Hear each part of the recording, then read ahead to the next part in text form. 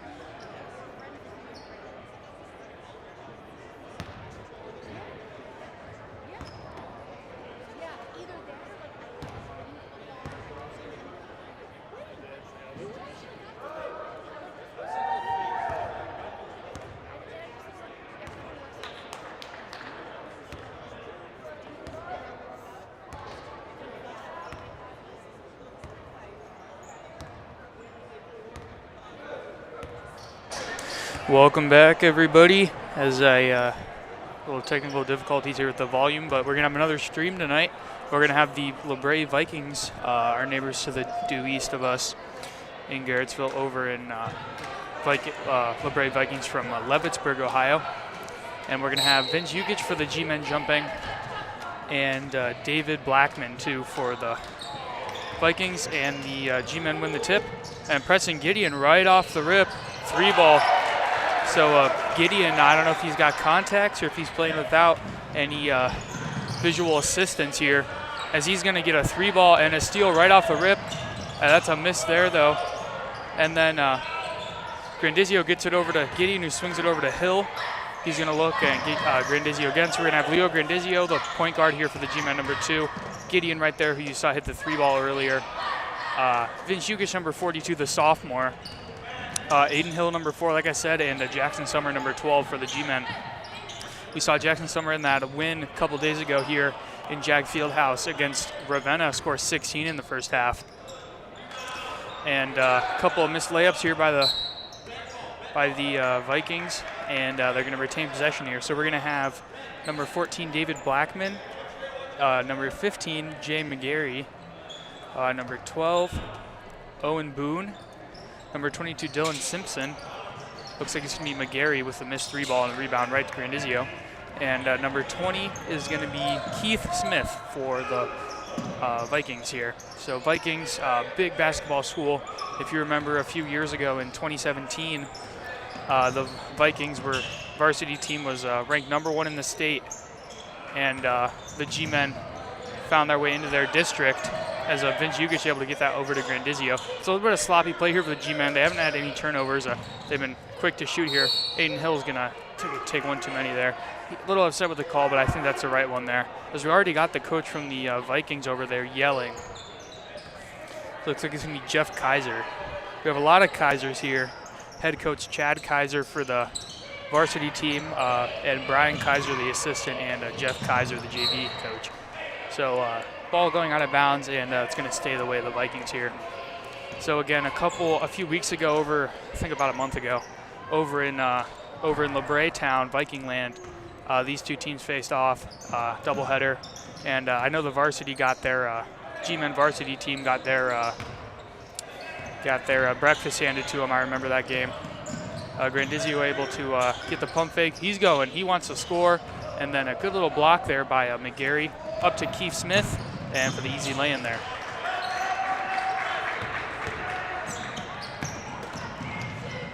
And right back the other way, Vince Jukic with a bucket for the G-men. Chalk up 2 there for them. And then that's going to be getting a foul. He's already getting upset. The ref says this is what you did, and he's still upset about it. So there we go.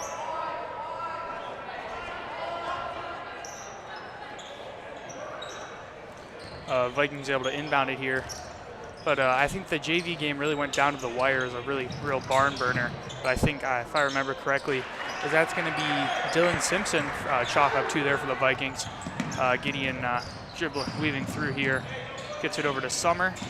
Summer, one of the oldest members of the G-men squad here. As the Vikings are going to have a 4-on-1 here. Let's see if they can finish, and they can, and Summer the foul there.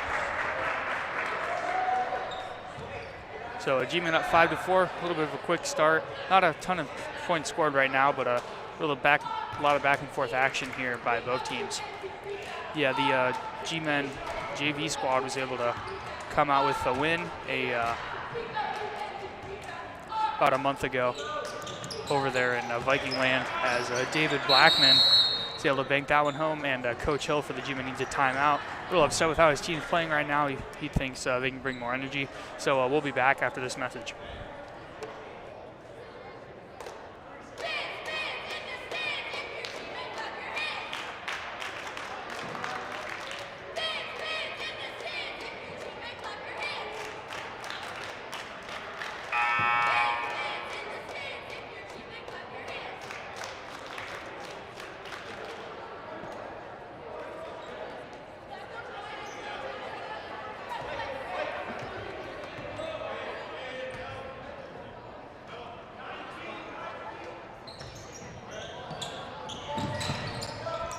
Yeah, so I know the Mahoning Valley Athletic Conference is a very young conference. The Garfield G-men have only been members of it for a year now, or this is their first year, I should say, for lack of a better term there. Good cut there by Summer, chalk up 2. So that's just a good play there by Jackson Summer to dish it off to Vince Jukic in the low post, and then Jukic a great vision, nice bounce pass there.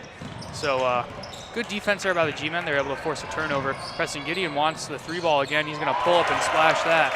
So when Gideon's on, he's one of the really more dangerous scorers in this league as far as JV players go. We'll see if he's on tonight. He got caught fire late, as that's going to be a 3-ball there by the Vikings. That's Owen Boone. So a lot of real good play here for both squads. It appears I missed a bucket somewhere, so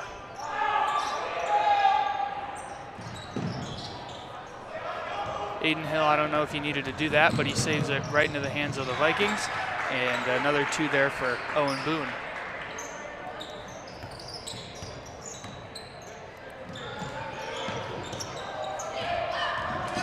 Aaron Rohde, who's going to be joining us on the stream later, is checking in. Good vision there by Grandizio, and then Jukic couldn't get that one to go. That's a good look there, something that the G-men offense will be happy with every single day of the week.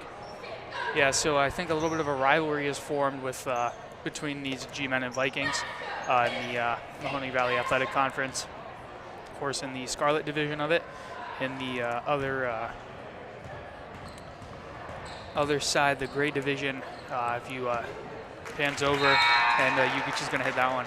So in the gray division, there is Garfield, Labrae, Liberty, Newton Falls, Crestview, Champion, Campbell Memorial, and Brookfield. And in the scarlet division, there is Jackson Milton, Lowellville, McDonald, Mineral Ridge, Sebring, Springfield Local, Waterloo, who I'm sure a lot of G-Men fans are familiar with back in the old Portage Trail Conference, along with Western Reserve for the to finish out the scarlet division of the MVAC. Looks like we're going to have Trenton Stahura checking in, and also number 21 as David Blackman meets Summer at the rim, but it's going to be a foul on David Blackman. So I believe it's going to be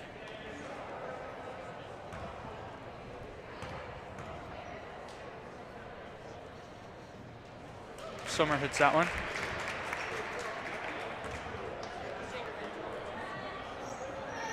Number 21 is going to be Nathan Hemberger for the Vikings. Summer chalk up another one there.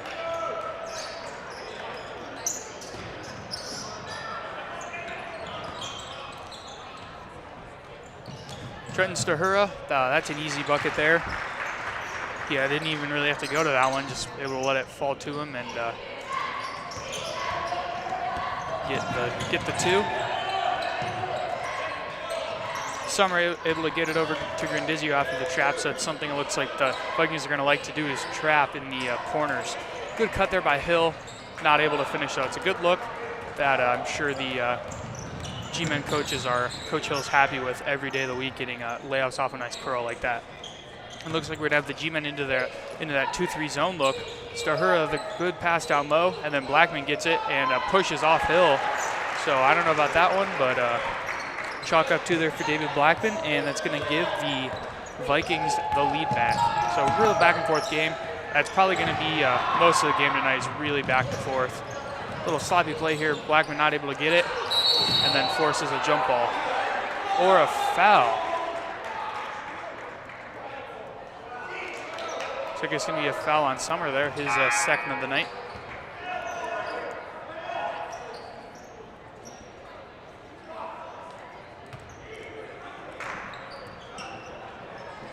Then Stahura the open look, and Jukic able to rip it away and gets it up to Gideon. I think Gideon would be inclined to hold up a little bit here. Gets it over to Nick Edick, his first action of the game. So we're going to have Gideon, Edick, Rhodey, and Jukic along with Jackson Summer on the floor for the G-Men. We're going to have David Blackman, who's Summer looking to do work against. It's going to be Jay McGarry and a turnover for the G-Men. Number 20, Keith Smith, Nathan Hemberger, and Trenton Stahura in for the Vikings right now. So almost pretty good scoring right now. 14-16 Vikings lead as Jay McGarry's going to look to go to work on Gideon. Yeah, so second time through the conference now. Another turnover there. Then Gideon just glides to the hoop. It's like we said, Gideon's going to be, he's going to do a lot of, he's going to shoot a lot, and he can make a lot of his shots. Good hands there by Edick, and then falls right to Gideon. Jackson Summer, the 3-ball in the man's face. Yes, sir. So you love to see it there. Jackson Summer already up to 7. He can score points in bunches. We saw that last year a ton his sophomore year. Trenton Stahura putting a little bit of zip on it over to his man there, and then gets it back. And David Blackman out to Jake McGarry for the 3-ball. That's not anywhere close.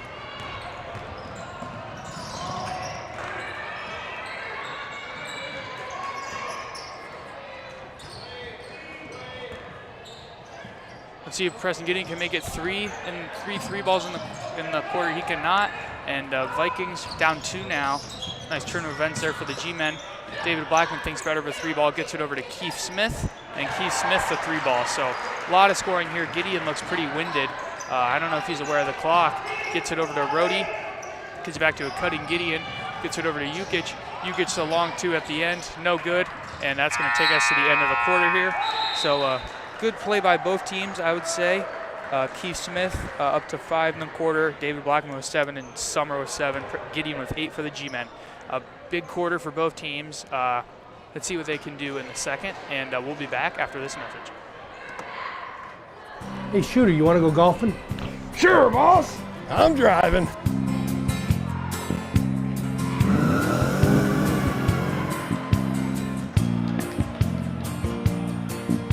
Old Bruce didn't know the surprise in store for him at the golf course that day. But at Charles Auto Family, there's no surprises. You'll find the nicest people in the business and fair prices to boot. Charles Auto Family and charlesautofamily.com in beautiful Carrotsville, Ohio. Not bigger, just better.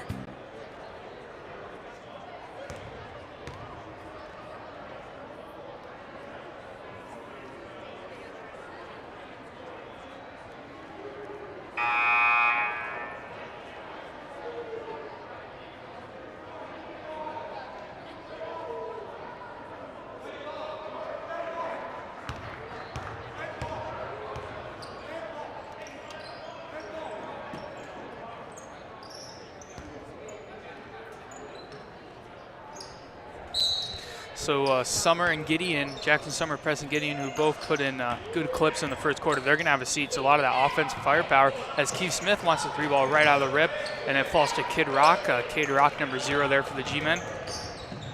We're going to have Aiden Hill, who just passed up on a probably a great look by Grandizio. Aiden Hill gets it over Nick Edick. So we're going to go younger here as Grandizio can't get that one to finish, and then right out of the hands of Jukic, right over to Kid Rock.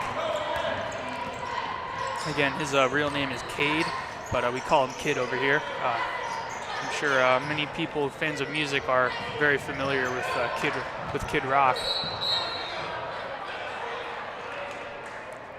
So Aiden Hill, Vince Jukic, Kid Rock, Nick Edick, and Leo Grandizio on the floor. For the G-men, we're going to have Keith Smith, Jay McGarry, Nathan Hemberger, Trenton Stahura, and David Blackman in for the Vikings.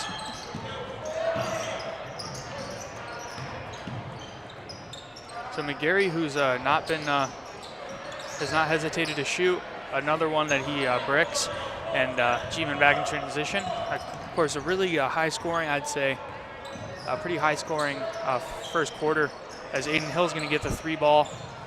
No good on that one. So he's also a player for the G-men that can really get hot if he gets going. He really caught fire in the crunch time that last game, last time these two teams faced off over in Leavittsburg. As David Blackman's going to get fouled. So G-men are really fouling a lot more than usual tonight. They're already up to 5.5 now. So that could really play out down the stretch if the Vikings are able to push their limits and get into the bonus and double bonus. So hopefully we got a little bit of student section forming as we usually do for these JV games. Hopefully we can get a nice crowd tonight, support the G-men. If they can, the varsity team can come down with a win, that's a big win for them, as they really got their breakfast handed to them, for lack of a better term, last time these two teams faced off. So Alex Carter in the game now, as looks like Dylan Simpson's back in, and so is Owen Boone for the Vikings.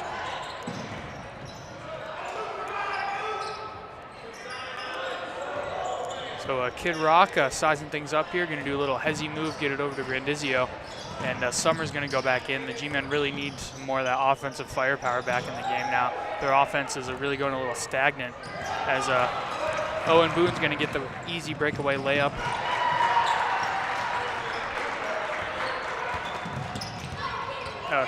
Yeah, Kid Rock almost gets away with a double dribble there.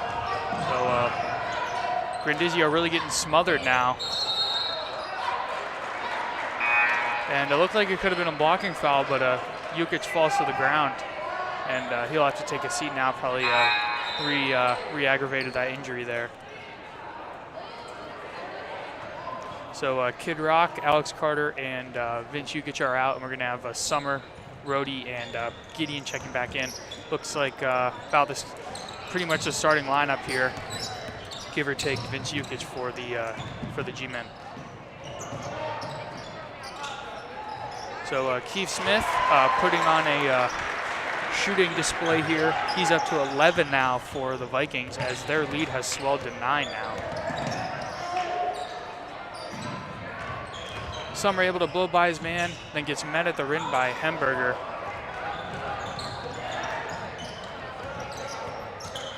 So McGarry again, another miss though. Aiden Hill skies up and gets that one. Coach Hill needs a timeout to talk things over, and we'll be back after this message as the teams are going to talk it over and try to adjust here.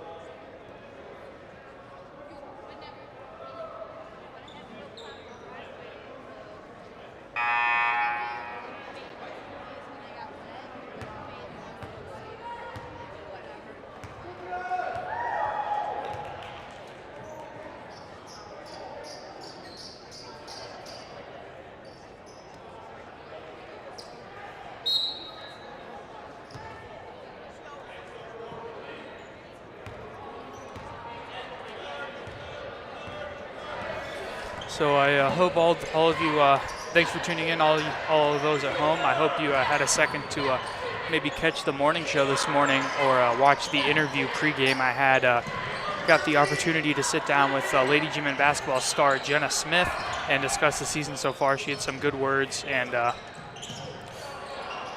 Grandizio, the air ball. So something we see quite a bit actually from Grandizio's those air balls, as then McGarry's going to easily glide to a hoop there for 2. So Jay McGarry, who's been shooting it a lot tonight, finally gets his name in the scorebook there. Good hands there by McGarry as Grandizio whipped that one over to Gideon. It's going to stay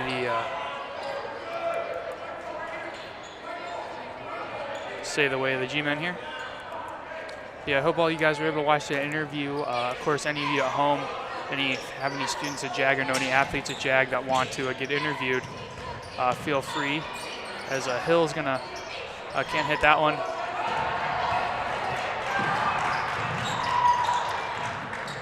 Bodies flying everywhere there. And Keith Smith up to 13 now on the game, and that's really been the difference here. G-men are down 13, and Keith Smith, his points is 13. So Vikings really locked in now, and they now have a 3-on-1, and it's going to be a chalk up 2 there for Owen Boone.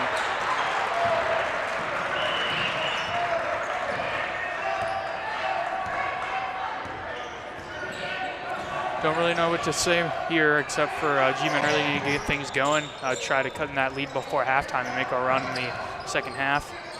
Just bad passes by everybody. No one's really focused right now. I think you could ask the players themselves. They probably say they're not too focused. And they've been able to contain Jay McGarry until about 2 minutes ago. He's really started to pick it up and get his driving in. Brody gets back in transition, tries to draw the charge, but that'll be Keith Smith for 2. Big 15-point first half for Smith. The G-men have yet to score here in the half until that Jackson Summer 3 ball, so that just might be what the G-men need to get themselves going here. Down 16, that big run here. That's been nice crossover there by McGarry, and Summer back in transition.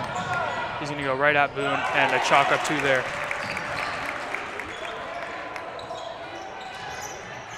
So G-men cutting into the lead a little bit here. It was starting to get ugly there. Keith Smith, the deep 3. Let's see, he's been hot, but that's an air ball there. That'll stay the way of the G-men here.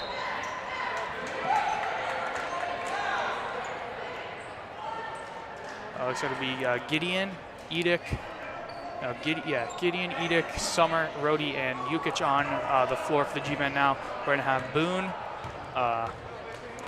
new face over there, number 52, Rayson Simeone, number 22, Dylan Simpson. Jackson Summer, the three ball, a little short there.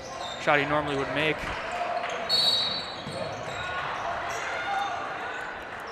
So it seems like whenever the whenever the Vikings are physical with the G-men, the refs not calling it, but whenever the G-men are physical with the Vikings, referees seem to call it. So it must just be the Vikings are able to get away with things here. Again, not to blame the refs for the play here by the G-men. Good pass there by Boone over to Dylan Simpson. Jukic can't grab that rebound though. A little midi there by Simpson. That's good.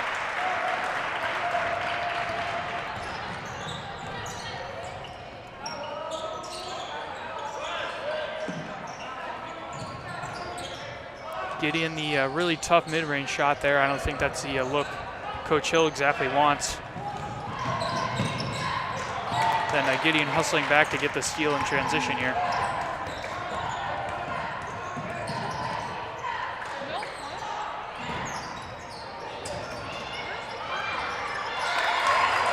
Edick the fadeaway to kind of limit the damage here. And then Jukic needs to shoot it. Then bodies flying everywhere now. So really tough half for both teams, I'd say. Vikings, not too tough for them. Summer with 12 in the first half for the G-men. Jukic with 6. Gideon with 8. That's been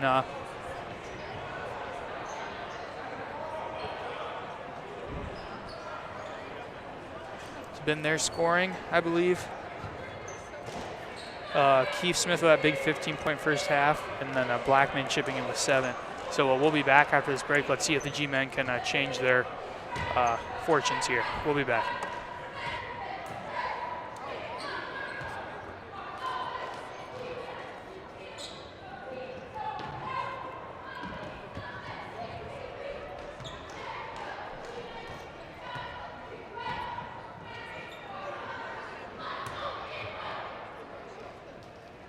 Hey, Shooter Paul, what's going on?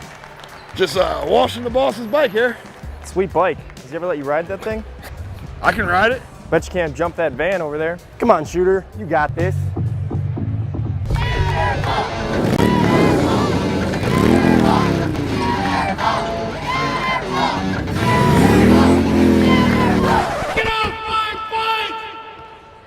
Charles Auto Family in Garrettsville. Get your best deal from the nicest people in the business.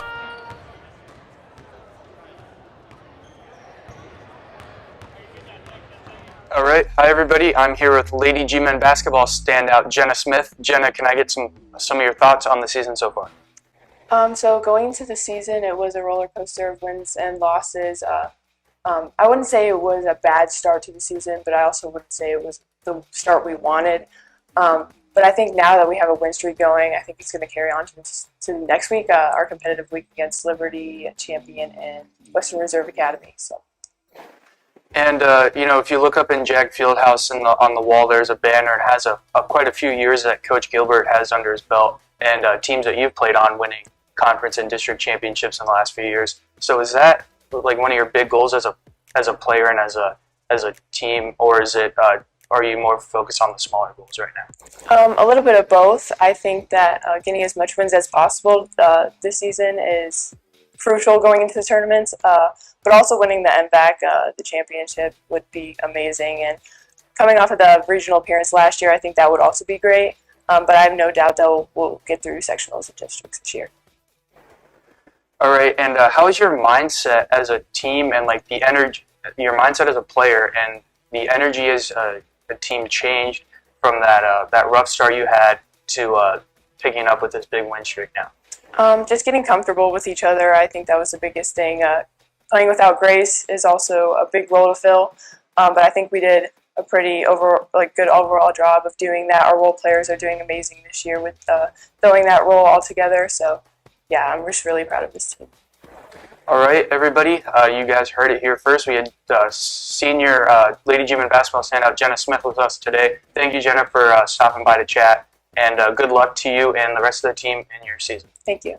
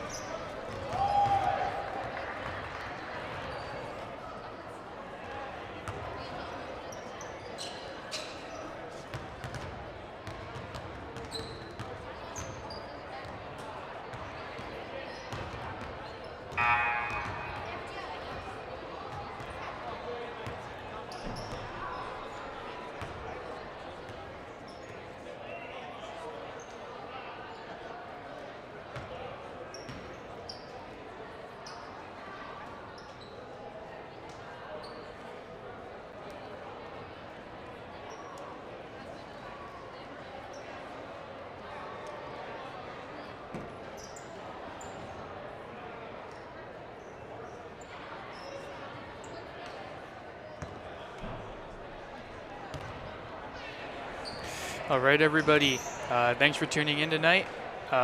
We have, but don't go yet. We're gonna have a very exciting second half. I can promise you that. G-men are really have their work cut out for them, down 14. I think looks like we have some offensive firepower, and Jackson Summer joining the varsity team behind the in the bleachers behind the bench. So let's see what the G-men will have. They're down 14 right now, so they really gotta grind this game out. And this might help here. 3-ball by Preston Gideon, no good. He hit his first 2. Rebound there to Keith Smith, and looks like Vikings are going to pick up right where they left off. Actually, no. Rebound, Ukic gets it up to Aiden Hill, who's getting a crossover over to Grandizio. Of course, Keith Smith for the Vikings' big 15-point first half. He had 10 in the second quarter alone. Grandizio, always ready to shoot. Doesn't really make them too often, but he'll keep shooting. Shooter's going to shoot. Gideon gets it up to Hill. So G-men, their biggest offense has really been fast breaks off a steal, but they haven't really been getting too many steals, especially towards the end there. Gideon, the floater, can't get the rebound there, though. It's like Dylan Simpson's going to get it out to try to get it to Keith Smith. And we're going to have Dylan Simpson, Keith Smith, David Blackman, Trenton Shahura, and Owen Boone, who has the ball right now for the Vikings. Owen Boone is able to chip in, big 9-point first half. Trenton Shahura gives a pump fake, a little bank shot, no good though. Looks like we're going to have Jay McGarry not on the floor right now for the Vikings. He's over there helping with the varsity team. So Gideon not able to find a shot here, and it's going to be out off of Ukic.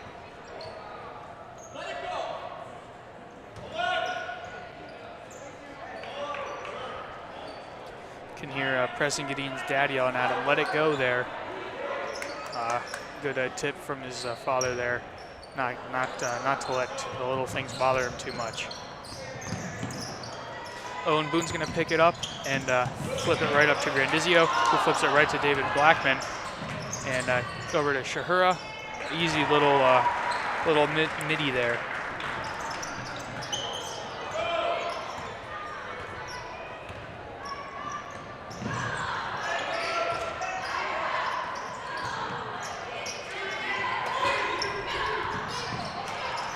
Another turnover for the G-men. That's kind of been the theme as we get into the middle part of this game here.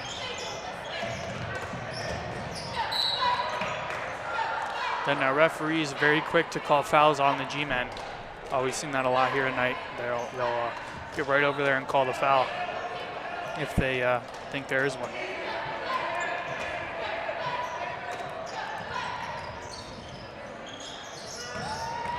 Owen Boone gets a pump fake, little circus shot, way short on that one, and Grandizio able to get the rebound there. Gets it over to Gideon. He wants a 3-ball, not even close. Gideon, or Ukic, the putback, no good on that one either. So G-men just not really hitting their shots anymore. Really going cold here, and Vikings are trying to heat back up. They're really hot. They dropped 20 in the,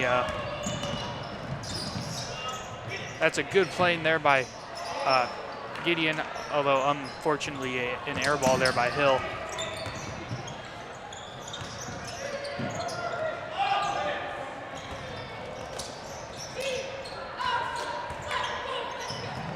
Keith Smith, who we've seen very quick to shoot. Nice little dump off there to David Blackman, who's going to chalk up 2 there. He's up to 9 on the game is what I have him down for. Looks like we're going to have a Nathan Hemberger checking back in for the Vikings. It's kind of ironic. Next stream, I think we have might have a triple header tomorrow. I believe Gideon 3-ball, no good. Then Ukic not able to grab that one. Dave, body's flying on the floor, and finally a jump ball is called. I believe we have, I know for sure we're going to have a varsity and JV game tomorrow night, a doubleheader at 5:30, but make sure to be checking social media like Facebook, Twitter, and Instagram if there is indeed going to be a freshman game beforehand. We might have a triple header here in the field house. Vikings able to beat the press, and Nathan Hemberger is going to be on the line here.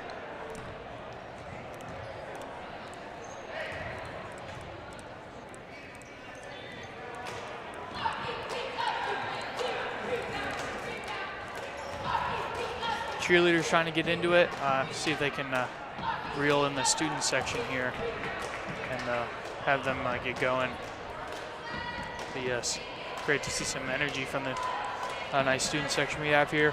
We'll see what the Vikings are able to bring into town. They don't have a student section forming yet, but I'm sure as it is a game not too far away from Levittsburg that they're going to have, they're going to bring their fans too. This is of course a big game. I think we're certainly treating it like it is one.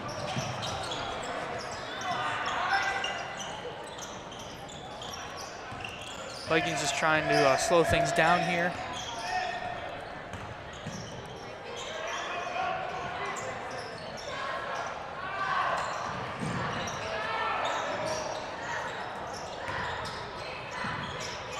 Then Owen Boone, the pull-up little midi there.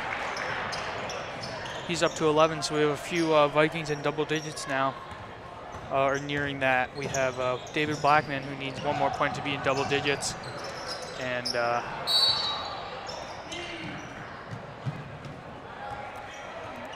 Keith Smith is in, he's double digits with 15, and Owen Boone has 11. So lead swelling to 20 now here for the Vikings as they're going to take a timeout here. Or it looks like Coach Hill from the G-Men's from Garfield is going to take a timeout. So we'll be back.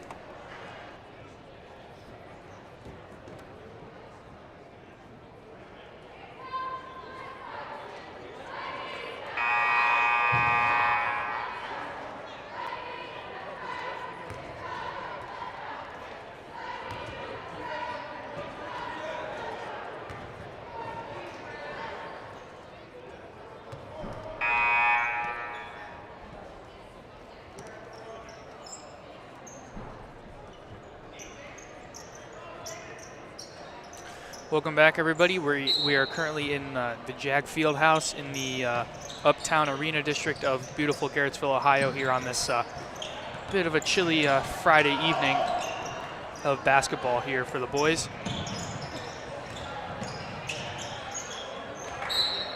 It's going to be out off of the G-Men and stay the way of the Vikings. So we're going to have the Waterloo Vikings coming into town tomorrow night. So Vikings and Vikings, as I'm sure Leif Erickson would be proud.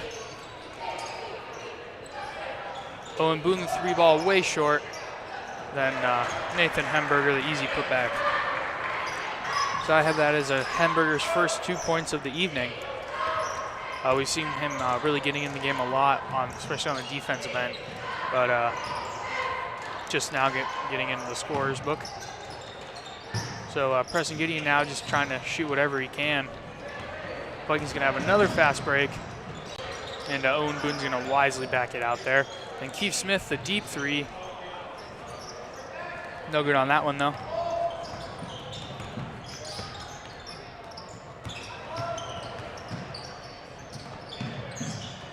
Gideon gets it right back in the corner, and yes, sir, on the three ball. So Gideon hasn't scored since the first quarter, up to 11 now. And Summer, of course, with that big 11-point first half. And Jukic, that's been all the scoring here for the G-Men. So they scored 19 in the first quarter and have only scored 9 the rest of the game. So that's unfortunate there for them.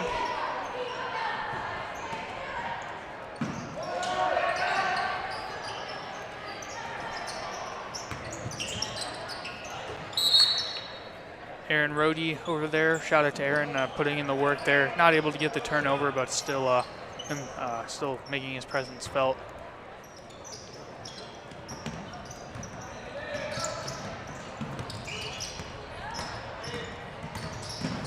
Owen Boone, nice dump off there to Hemberger, and chalk up 2 there.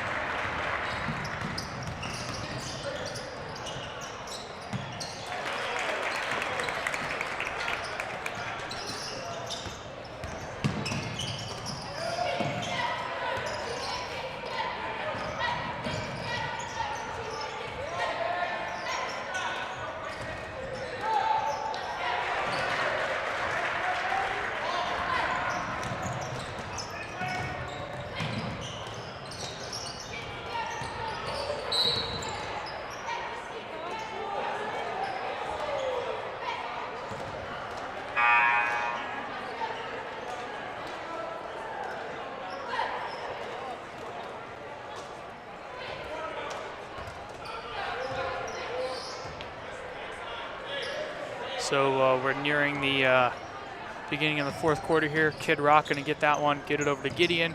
Contested 3-ball, no good. Max May reaching up, trying to get that rebound, but falls to David Blackman. Then Keith Smith, the touchdown pass to Owen Boone. And a nice look there for the Vikings.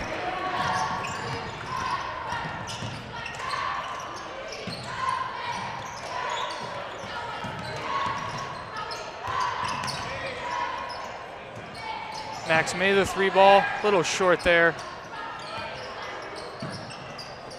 But Preston Gideon the putback. He's up to 13 now in the game. G-Men trying to chip in that lead, and it'll be end of the third quarter here from the field house. So G-Men, although a comeback is not out of question, they're gonna really have to fight for this one in the fourth. They're down 21 right now. Vikings looks like they're putting back in some starters. So please enjoy this message, and we'll be back. At Charles Auto Family in Garrettsville, we'll do just about anything to make your car buying experience perfect. And that includes getting you the absolute best deal. We have a big selection of new and used cars, trucks, vans, and SUVs. Plus, Charles has one of the best and most affordable service departments in the area. Just come in, pick out your favorite vehicle, and drive home. Or we'll be happy to deliver it. Charles Auto Family. Get your best deal from the nicest people in the business.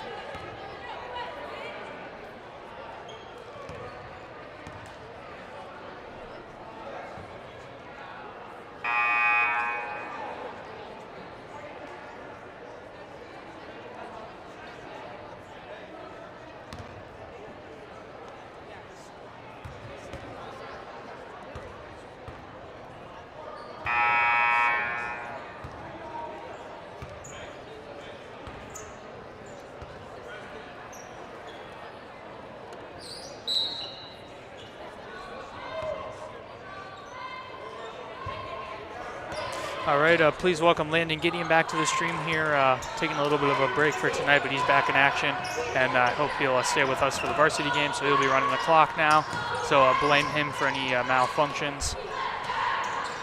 Keith Smith skying up for the rebound there. He hasn't scored since the second quarter, but a nice dish off there to Trenton Stahura, and that's going to be Dylan Simpson on the rebound. Gets it over to Owen Boone.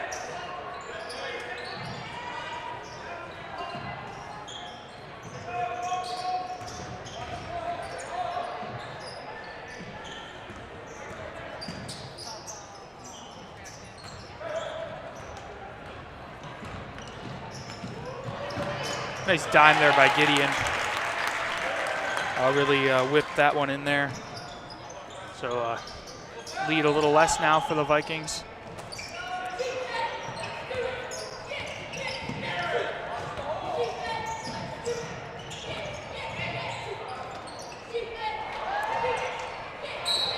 Yeah, Jukic finally gets fouled. I think it's a long time coming here for him. I think it's a foul call in his way. Of course, the Vikings, they've been really having their way in this one. They haven't needed Coach Kaiser hasn't needed to take a timeout. But Coach Hill has used 3, so that could, the G-men are really eyeing at a comeback. That could be a big thing there. Aiden Hill, the missed 3-ball there.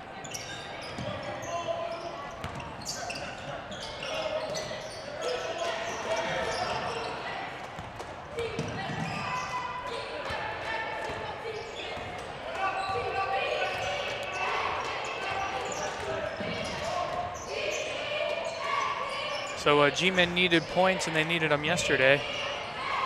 Rebound there by Hemberger, an easy putback.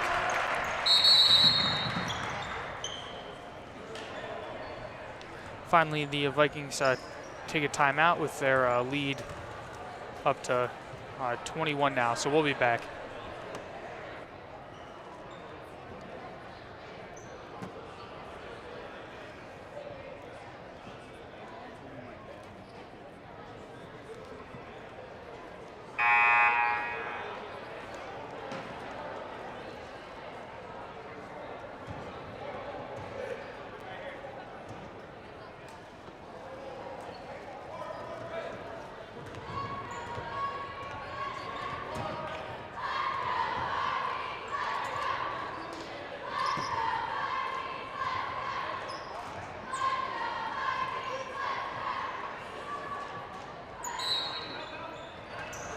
Welcome back, everybody, here from Jack Fieldhouse in the wonderful Uptown Arena District of Garrettsville, Ohio.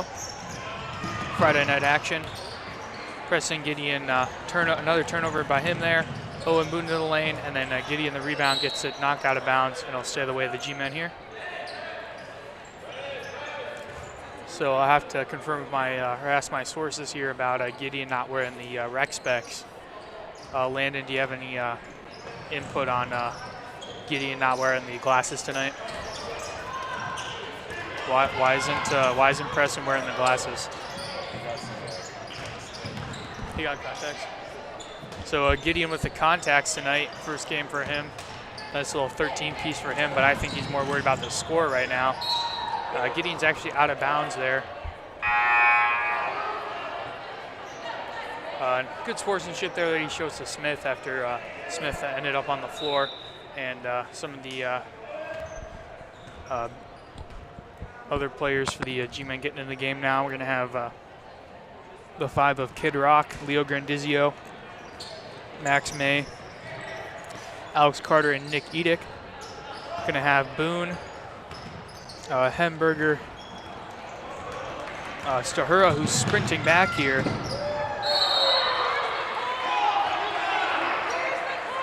Then we hear some jarring from the fans of the G-men here. Looks like a new face here. Have Michael Henderson.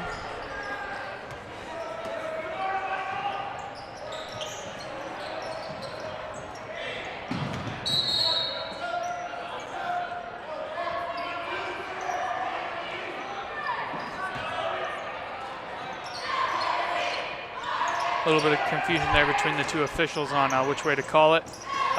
Edick trying to inbound. He needs to throw it up here. Gets it into Kid Rock. Gets it over to Max May. Max May the pass to Grandizio, and another turnover for the G-men.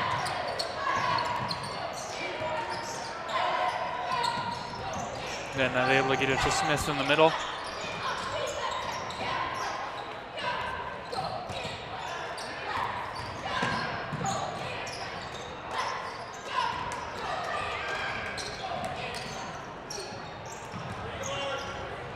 Max May picking up the point guard duties here.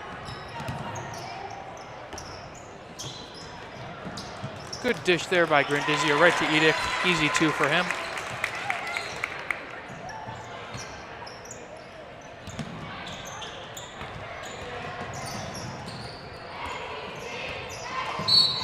The reach and foul there by Kid Rock. Most refs are going to be looking for that one and call that one easily, as the official here does.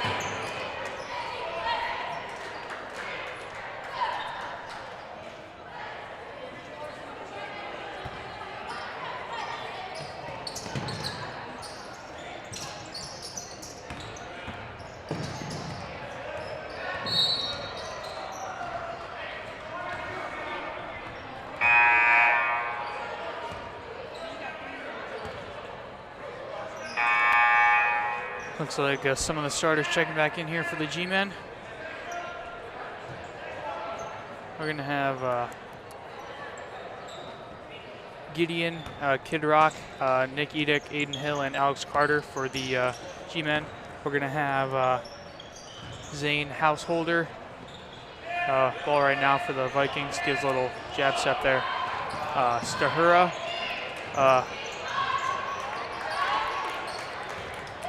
And a few other of the Vikings there, along with Michael Henderson.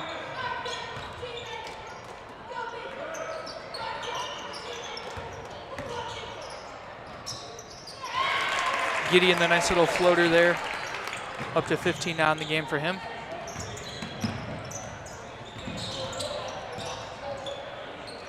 Keith Smith, who's in the game, putting some moves on him.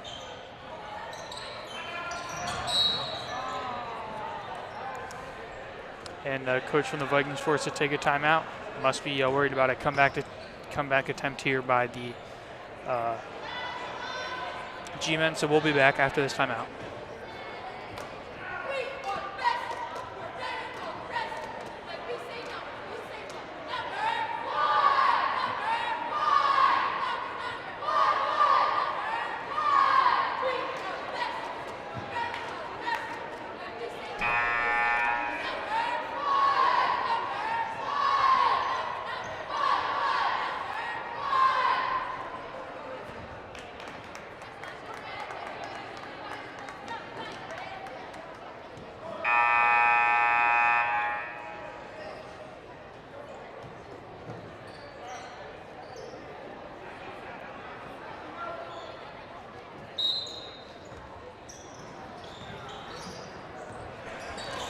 So 2.5 minutes left to play here. Starting lineups looks like they're about back in for both teams here. Michael Henderson, chalk up 2 for him for the Vikings. A lot of different scores here for the Vikings. We had Nathan Hemberger with 6 so far. Jay McGarry with 4. Keith Smith with that big 15-point first half. That's the scoring for him. Dylan Simpson with a bucket. Michael Henderson with 2. David Blackman with 11. Owen Boone with 13. And Trenton Stahura with 4.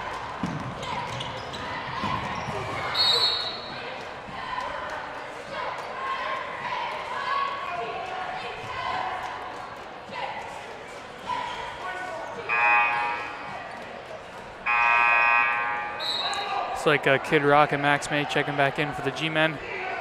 Gideon and Jukic are gonna have a seat. I think they'd be on the on the bench for the rest of the game here. Bless you to Landon.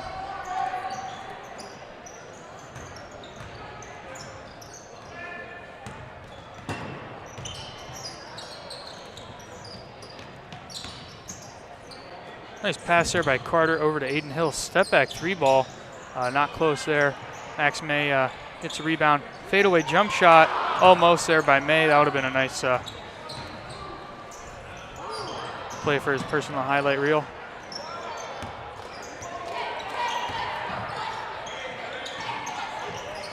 Nick Edick, the 3 ball, yes. Nice shot by him, but I think it's going to be too little too late. Scoring just not as often for the G-men, really. Gideon with 15, Edick with 5, Jukic with 6, Rhodey with 4, and Jackson Summer with 11.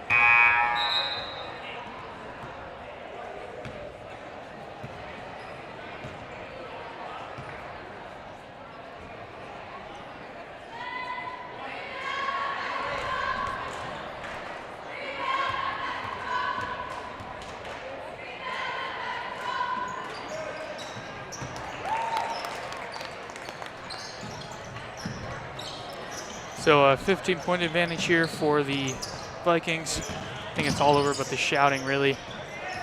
Less than a minute to play here. G-men still going to fight till the end. That'll be a push there. And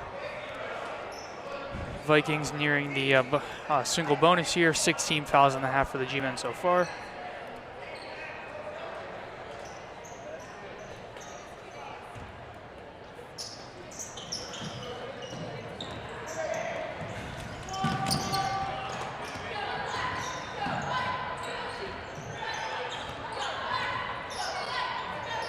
Good pass by Smith in there, and then gets it over to Blackman. Gives a shoulder out to Stahura. Nowhere close on that 3 ball.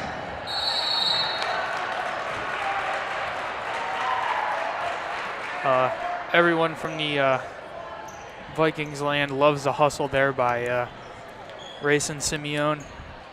Might be a little bit in vain, not able to come up with possession, but still good hustle there. So see what Alex Carter can do here. Down 15. Aiden Hill deep 3 ball. No make there. Then Edick the 2. So I think Vikings is going to try to dribble it out here. Down up by a lot here. Smith is just going to dribble that one out here.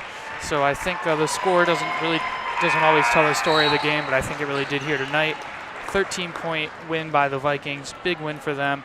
They came in here, really sucked the air out of the building here. Let's see how the varsity team can respond by the G-men from Garfield, and how the varsity team can respond. I'll be starting here in about 15 minutes or so. We'll have starting lineups and the anthem for you then. Aaron Rohde's going to be joining us on the stream, and hopefully those of you tuning in at home can tune back in, and maybe some more people will tune back in and have a good stream. make sure to check back in with us in about 15 minutes. So final 57-44. Vikings win. G-Men loss. Big performance by Gideon. He had a 15-11 for summer, but G-Men fall short. Next stream will be tomorrow. But again, tune back in for our RC game in about 15 minutes. Thanks.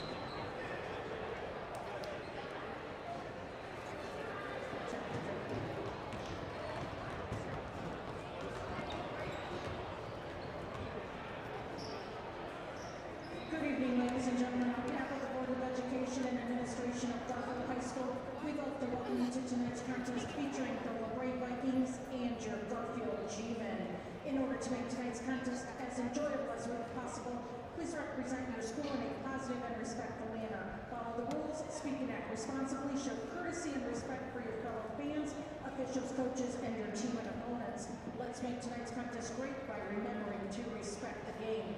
The officials assigned to this contest have been selected and assigned according to the procedures adopted by the Ohio High School Athletic Association. The officials are Nate Malek, Dominique Flaviani, and John Bacon. And now, ladies and gentlemen, please rise and remove your hats for the playing of our national anthem.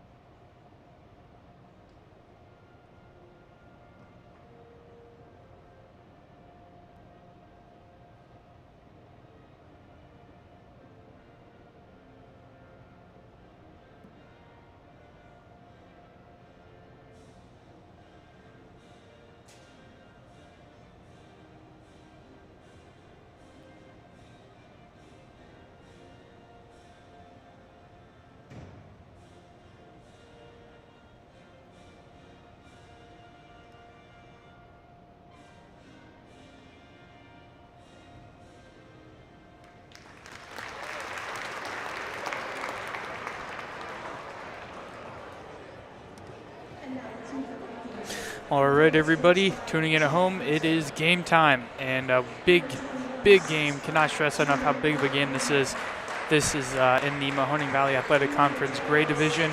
We're going to have Blake Cannell, Aiden Stevens, who is a Yale commit to play football over at Yale University. So big time stuff there from Aiden Stevens, number 12, and number 21, Blake Cannell. And we're going to have number 10, Aiden Kaiser, number 3, Devin Carter, and number 1, Trayvon Drake. So big time stuff here from everybody over at Labrae. Multiple Division I commits for football, but we have our own fair share of athletes here at Garfield. We're going to have looks like we're going all seniors tonight. We're going to have Colin Lysick, number 14, number 1, Caden Spade, number 4, Anthony Dema, number 24, Brody Swagonski. Looks like Aaron's going to be joining us here. And who'd I forget? Number 4, Anthony Dema. So here's Spade. Oh yeah, and number 3, Eric Getty's a sophomore joining them. So Caden Spade just got to the 1,000-point mark on 2 nights ago here, Wednesday night against Ravenna. He dropped 38 in that big win. Here's Aaron right now. Monster, Cade Spade. He's hot now. Obviously, we saw the G-Men get handled by Labrae last time the two faced up, but Cade Spade's hot, and we'll see how, obviously both teams have gotten better over the season, but we'll see what happens here tonight. Yeah, big game here. If the G-Men can snag this one, that is going to be very impressive. It says they're 7-5, but I'm pretty sure they're 8-5. I think Max Preps missed that game against Crestview last week. So we're going to have Cannell and Spade jumping for the Vikings and G-Men. Vikings wearing the gray tonight, and remind you a lot of Crestwood uniforms, if you remember them. We all love Crestwood, don't we? And G-Men in the white tonight. Caden Spade winning the tip right off, and turnover by the G-Men, so good hands there by Stevens. I think Coach Kaiser had the scouting report on what the G-Men like to run off the tip. Yeah, we saw that play a lot last year with the same guys, and it worked a lot last year, but like you said, they knew it was coming. Right off the bat. Devin Carter, the 3-ball. Devin Carter. Yeah, funny, so go ahead. Yeah, just funny real quick. If you know Carter Bates, his younger brother's named Devin, so there we go. There you have it. But Labrae 5-1 in the conference coming in. Obviously, only losing one game. That's a pretty big deal. Who'd they lose to? Wish I could tell you. I want to say Liberty, but then I don't want to say Liberty. So. Yeah, I'm thinking it's either Campbell or Liberty going to win it, probably, unless Labrae can beat both of them again. We'll see, though. But it doesn't even sound like Labrae's all the way through the conference yet. We know Newton Falls does struggle with COVID issues. We still have to play them, so we'll see how that goes. But yeah, I think, what are the G-men in the league? They're 3-3. I think they're 3-3. Yeah. Because the Crestview game isn't on there, so it says they're 7-5 on the screen, but they're actually 8-5, 3-3 in the league. 8-5, yeah. Okay, so 500 in the league. Obviously, a very, very, very pivotal game here tonight. The 5-1 Labrae Vikings coming in here to the Jag Fieldhouse. Swagonski misses both of them. Yeah, so the Vikings are going to be extremely well coached. They're going to have all the fundamentals down, and it also helps when you're extremely athletic too. I remember a few years ago, we played these guys in the district final over there in Warren, and we were the better team. We were the higher seeded team, and we got beat in the district final. Just, you know, it just came down to who was better at the fundamentals. It happened to be Labrae that night. Good steal there by Geddes, though, to rob Drake there of a basket. Colin Isaac going right at the big man, gets blocked. Yeah, he's a big guy down there. Blake Cannell. Blake Cannell. Probably about 6'4", 6'4", but he's big too. Looks like a D lineman out there. I might even go 6'5". Yeah, it says on our roster he's 6'5", although the roster isn't accurate on the numbers of players, so we'll see. We'll try to exaggerate it a lot of the time. Yeah. But here we go, G-Men making some offensive stops other than that first 3-ball. Just haven't been able to find it yet on the offensive end. And now the Vikings are going to put it in that 1-3-1 and get that guy fading, bleeding out to put some pressure on the ball handler. Yeah, I think that the key, you know, you normally say the key is the defense for the G-men, but I think the key tonight is going to be the, thank you, Landon. Going to step right into a 3.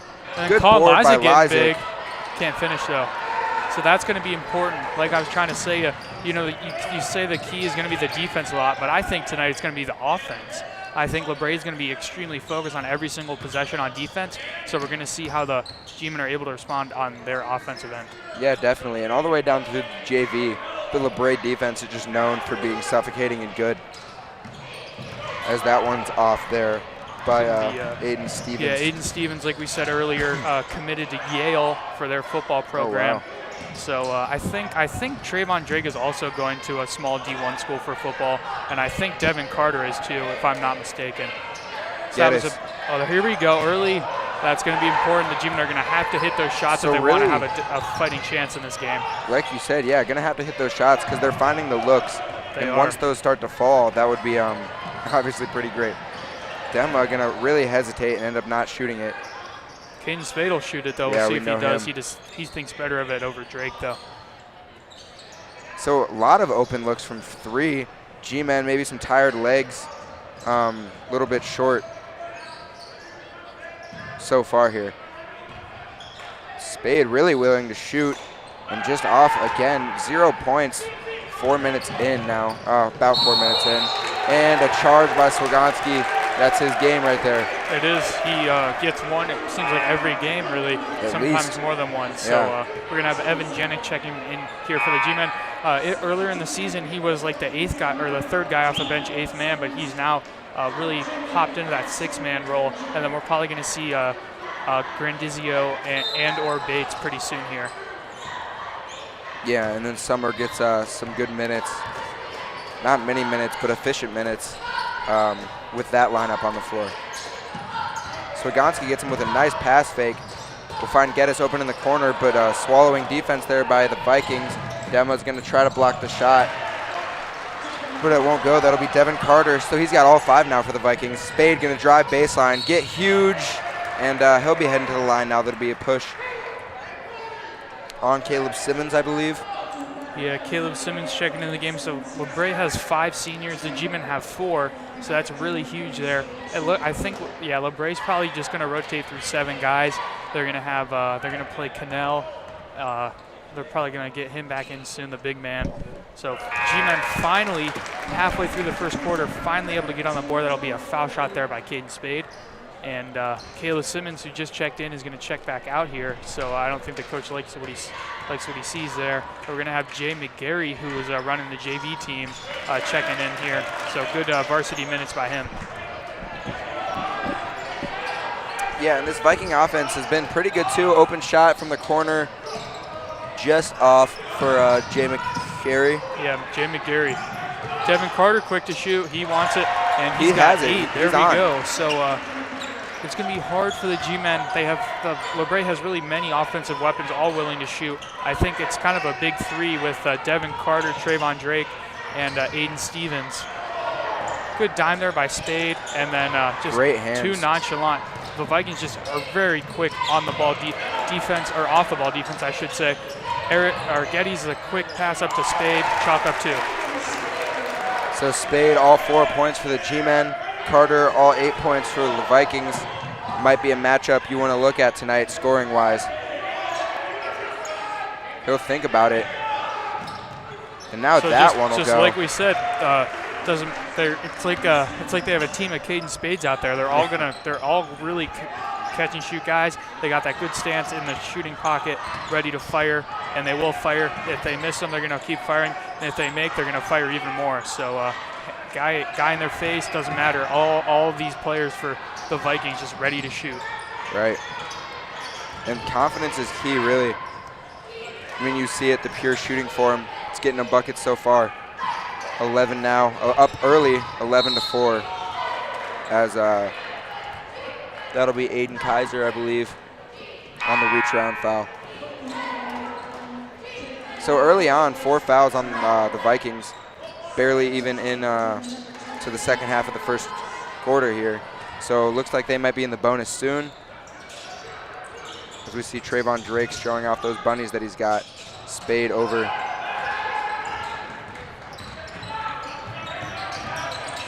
But sharp passing here by the Vikings. They'll have another look, in and out, rebound Dema. That was Stevens, I believe, on the shot again. Yeah, so I don't, Labrae not really, seems like they have a size advantage, but they're not really too focused on getting the ball inside, and the G-Men are also shooting from outside, but I think Labrae's going to have the advantage tonight, I would think, on the 3 balls. We'll see how it goes away, the G-Men. Hopefully they can get things going down the stretch. That's going to be a travel there by Carter. He knows it. So really his first mistake of the game, unless I missed a pass or something, but he's been hot, 8 points already in the first quarter. He's on pace for a good night. Already is having a good night, and we'll just see how it responds. And you see the G-Men going back to their normal press break, not that 1-3-1 press break. But you saw with the 1-3-1 press break, they didn't dribble one time. They passed it up the court, and that's really what you want to do in a press break. Swagonski all the way in, and he'll get one to roll. Yeah, when Swagonski can score, he is a very, very dangerous player because he really does. He does everything for the G-Men. He's kind of like their glue guy. He's active on the defensive end just like that. Great hands by Spade. Yeah, there we go. That was a good team defense there. But Swagonski's their point guard. He's going to be their main facilitator. And if he can score, and Grandizio wants to score a little short there on that one. Good job by him to get his own rebound, though. But, yeah, if Swagonski can get the scoring going, he's very, very dangerous. Carter Bates up and under. Give him that one. All right. So sometimes the referees like to give him the gather step. Yep. Kind of just depends on who you ask there. And then Bates the foul, blocking foul on the other end. So first foul for the G-Men, not too worried about fouling right now. And like we said for the G-Men, it's going to be a matter, it's normally you say it's their defense, but tonight it's going to be their offense. They've held the Vikings only 13, and they're a dangerous team, the Vikings are. I think they scored almost 80 last time out against these G-Men, but G-Men only with 8 points to show for it, so it's going to be very important in the rest of the game. If they're able to score, they're going to need to get other players involved, and that one is going to be a travel on Bates. So the G-Men are going to have to get their, not exactly their stars are going to have to really come through, and they're going to need their surrounding support team to really hit big shots down the stretch as well. Yeah, definitely. So we saw Grandizio step into that 3 down there, and not something we see often, but he'll shoot it if he's given the chance. And these Vikings running a little dribble handoff action, and another 3 ball, nothing but the bottom of the net for Stevens. He's up to 6 now, I believe. And yeah, that's dangerous. 4 3 balls in the first half or first quarter. Oh. That's unlucky there by Dema. That's a good look by Dema. I think he mistimed his shot a little bit there. But that's the G-men have to hit these buckets. They're not out of the game yet, but if they keep missing shots like that, this Labrae team will eat their breakfast for them. Yeah, so doubling the score here in the first, only down 8, no big deal. Obviously a good start here for the Vikings. 3 seconds left. See the coach telling them hurry up. Stevens, pump fake. He'll step He's into the a guy 3. you want. And he won't have it, so able to shut it down on that last defensive possession. And it'll be 16-8 going into the second. Hey, Shooter, you want to go golfing? Sure, boss. I'm driving.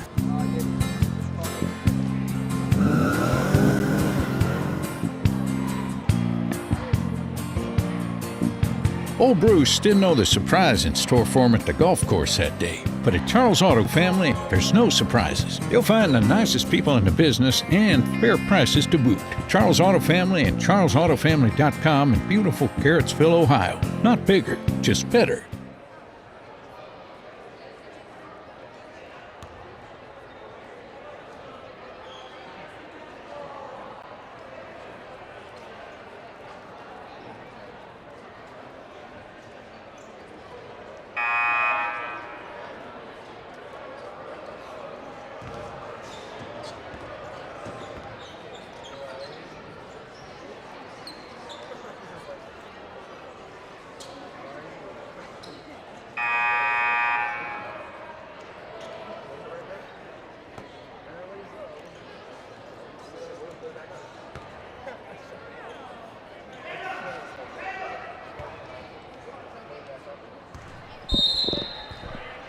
Back here for the second quarter of play.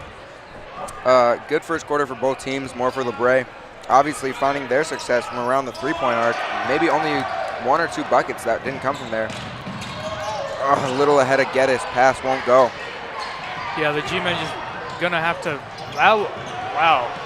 Good passing there by Labrae. That pass by Carter almost would have gotten himself on Bleacher Report, House of Highlights, the Sports Center, whatever you want to say, but Simmons just couldn't finish that one. So we saw Blake Cannell, the big man, only a junior, but he checked out. He checked out early, and here we go for Geddes. That looked yes, good. sir. Geddes has got himself one now. Opens up the second for scoring, and we see the starting lineup back in for the G-men. I wish I could tell you the starting lineup for the Vikings if this was it, but I'm not exactly sure. It is, except sub out Simmons for Cannell, and that's a starting lineup. So we're gonna have a whole the 5 seniors right now for the Vikings, really. Geddes will split the defense and find a Dema. Swagonski, he'll be ready to fire, and Swagonski ready to shoot it tonight. We've seen that a couple times. And Bates, Carter will go, and it'll be a jump ball. So good defense to stop the Vikings in transition there. We saw Trayvon Drake try to hit that shot right over the defender on the last possession, but now it'll go G-men way. Next jump ball will be Labrae's. Yeah, this is already a lot better knock on wood than we saw from the G-men last time. The G-men just couldn't get anything going. That would have been nice there by Spade. Yeah, but rebound to Drake again. Oh, they're gonna call the foul. And Dema. In disbelief there by Dema. But referees, especially at the varsity level, they like those momentum and ones. Which if you go to refereeing school, they're going to tell you don't call them unless it actually is a foul. But sometimes they'll call them when it's not a foul. And the G-men have gotten away with that sometimes. So it's not just the Vikings, and the refs are not biased about it. But yeah, really nothing to complain about so far here tonight with the refs. You always got to love good officiating. Trying to get Spade going, ran that play for him. Because we know once he gets going, then that's dangerous. Yeah, he can drop 40 on you. Almost did last night, 2 nights ago, Tuesday night. Yeah, so We can't stress it enough. Wednesday night. I think the difference has just been shooting in this game. It seems kind of obvious, but it really is. Like the Labrae just hit more shots. They've gotten. I think it's really close to how many good looks each team has gotten. Good. That's something you don't see too often. Spade's a little upset with himself. He's normally a pretty good with the ball like that. I mean, so we're all human, but so I don't think Spade's the type of guy that's going to get focused and not ever let that happen again. Yeah. So what have you thought of the offense for the Vikings so far, Aaron? I mean, that quick, sharp passing, obviously we've seen it. A lot of open looks for them, and obviously the G-men in this 2-3 defense, quick passing will do that. Got to find the pockets. And they've got shooters, like you said, they're all like Kate Spade with that confidence. So Stevens, Carter out there, they'll punish you for not closing out and not getting there. And as I say that, Cardinal fire one. Drake, the big rebound, and there's nothing you can do once he gets inside there. So up 10 now, the Vikings. G-men going to need some points. They want to stay in this game here. You see Dema getting big inside, and he's going to take it all the way. Looks like his hand got caught or the ball or something. Drake's going to be running the floor. Carter, almost a nice pass. Now Dema's handling it. He's just going to go. Almost an and one bucket for Dema. He's going to get some help up, and he's going to head to the line. Yeah, so G-men down 10 now, and it's not really like it's not a big 10 because it feels more like 6 than 10 because any bit of momentum in this game could really could turn into a lot of points for either team here. That would have helped there for Dema, but we're going to have Carter Bates checking back in for Lysick. And I wish I could remember what game we saw Dema couldn't find the bucket, but then once he did, popped off for like a good amount of points, maybe 18 or something. But we've seen a lid on the bucket. Was it Mineral Ridge, like the first game of the year? It might have been something like that. Yeah. But we've seen a lid on the bucket now for Dema. Really, the whole G-men squad, even layups that would normally fall, just not. Both for Dema and for everyone else. Harder. Yeah, I don't. No comment there on that. Gonna draw the foul now. He'll be heading to the line. First trip for Carter there. Don't know much about his free throw shooting percentage, but we're gonna find out here. A little glimpse. Looks pretty good. Yeah. So that'll extend the lead above double digits to 11 points now, doubling the score. And now if that trend keeps up, it's gonna be a rough game here. Yeah.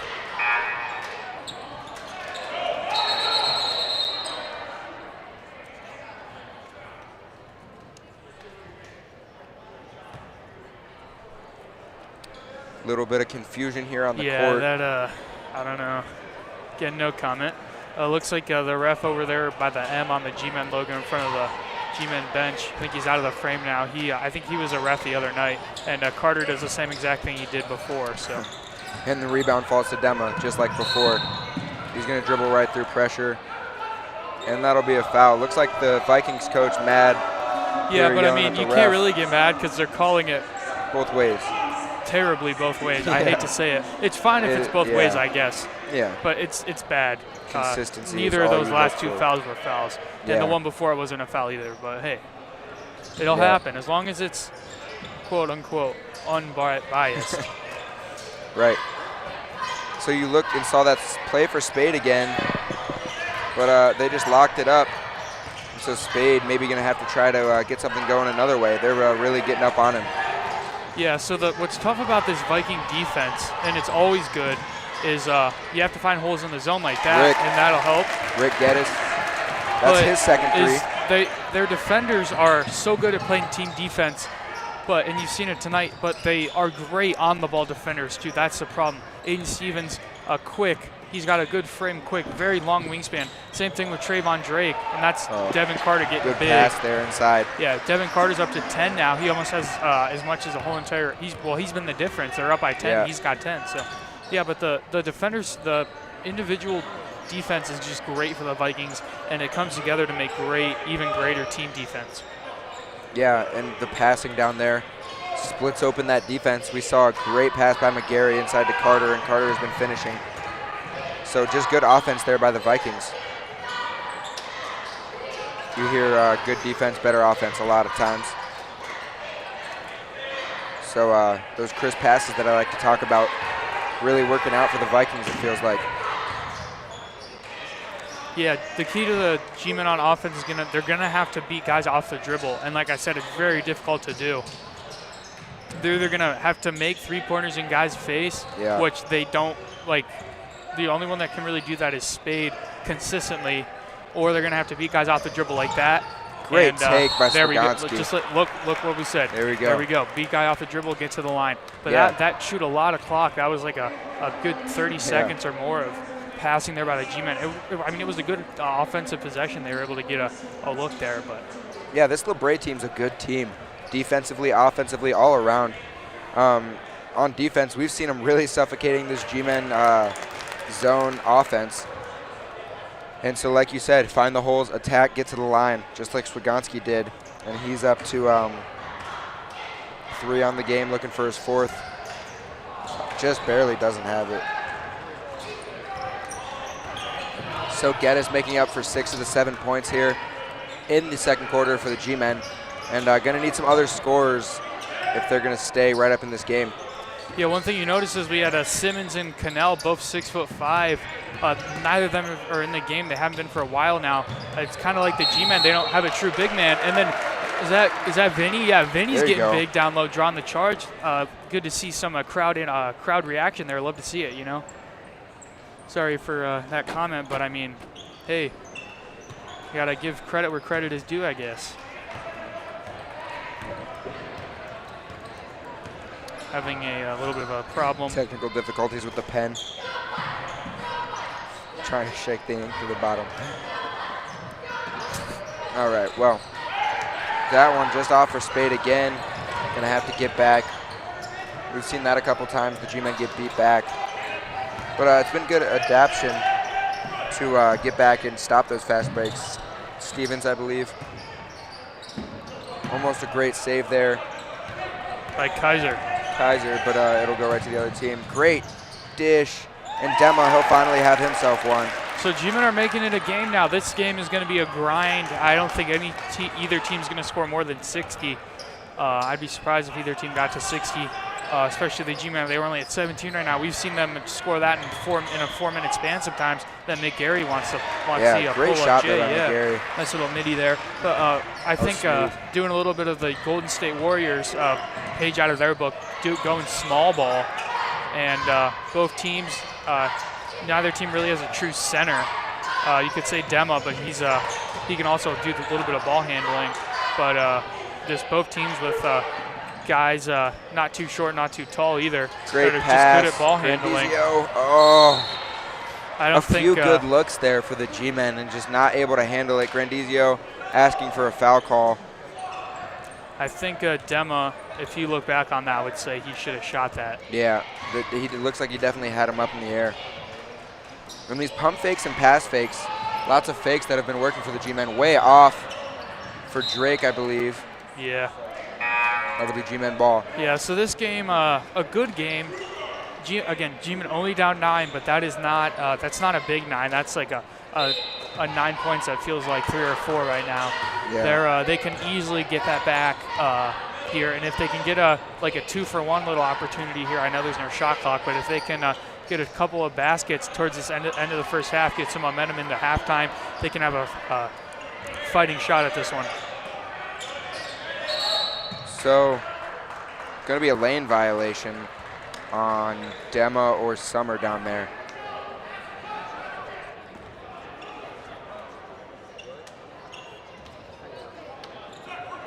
Talking about how we don't see that call called often, but there it was.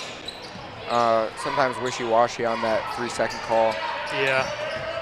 But hey, they saw it and they called it.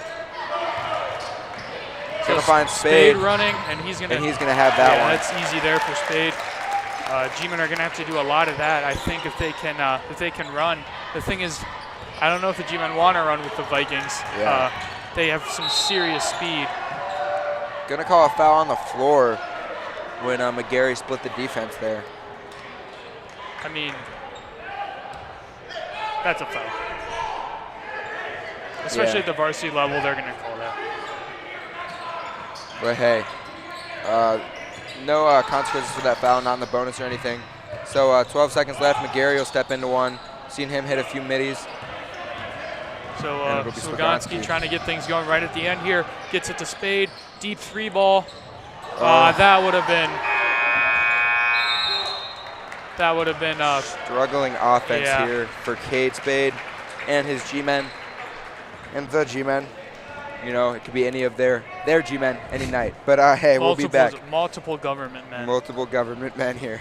But G-men down 7 going into the third quarter. We'll be back. What's going on? Just washing the boss's bike here. We're gonna go get Sweet some bike. root beer. Does he ever let you ride that thing? I can ride it. Bet you can't jump that van over there. Come on, shooter. You got this.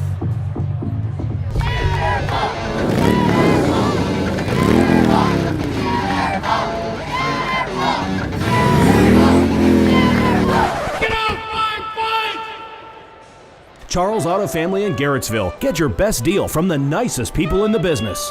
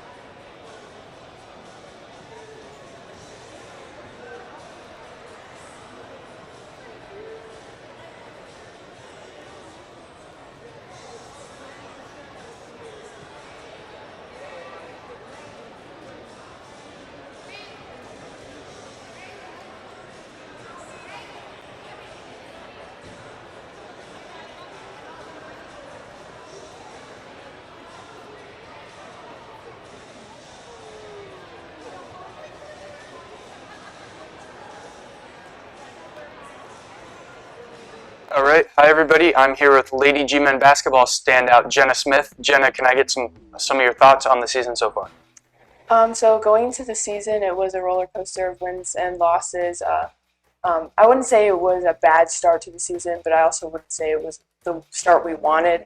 But I think now that we have a win streak going, I think it's going to carry on to next week, our competitive week against Liberty, Champion, and Western Reserve Academy. So. And, if you look up in Jag Fieldhouse on the wall, there's a banner. It has quite a few years that Coach Gilbert has under his belt and teams that you've played on winning conference and district championships in the last few years. So is that like one of your big goals as a player and as a team, or is it are you more focused on the smaller goals right now? A little bit of both. I think that getting as much wins as possible this season is crucial going into the tournaments, but also winning the MVAC, the championship, would be amazing. And coming off of the regional appearance last year, I think that would also be great. But I have no doubt that we'll get through sectionals and districts this year. All right, and how is your mindset as a team and like the energy, your mindset as a player and the energy as a team changed from that rough start you had to picking up with this big win streak now? Just getting comfortable with each other. I think that was the biggest thing. Playing without Grace is also a big role to fill, but I think we did a pretty good overall job of doing that. Our role players are doing amazing this year with throwing that role all together. So, yeah, I'm just really proud of this team. All right, everybody, you guys heard it here first. We had senior Lady G-Men basketball standout Jenna Smith with us today. Thank you, Jenna, for stopping by to chat, and good luck to you and the rest of the team in your season. Thank you.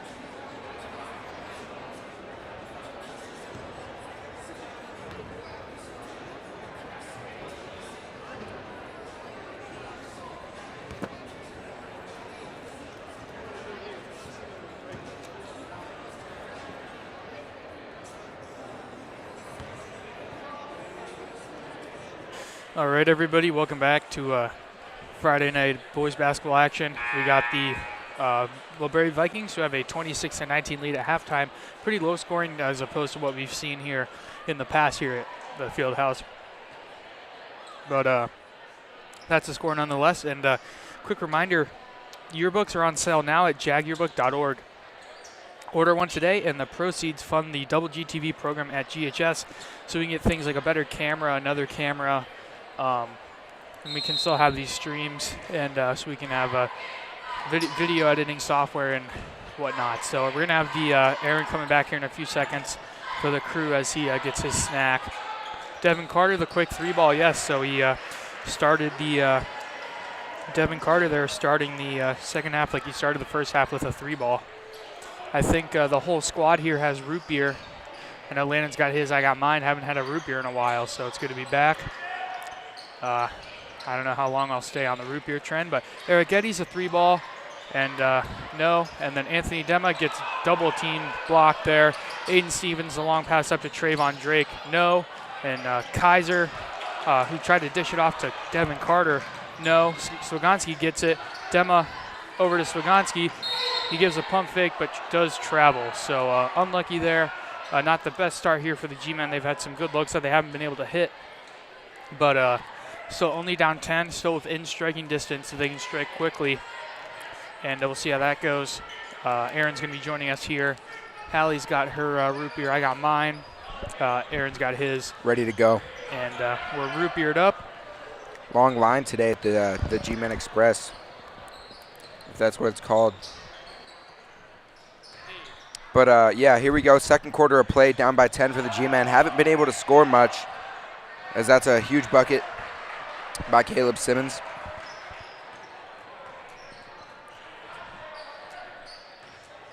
And Spade really unable to get going. I mean, he has 6, but not what we're used to seeing from him. A quiet 6, that is. Lysak will draw some contact, but won't be a foul. So hopefully Spade gets going here in the second half, as that'll be a good strip by Lysak now. And Swagonski's going to handle it. Who scored the last points for Labrae? Simmons. Caleb Simmons. A bucket.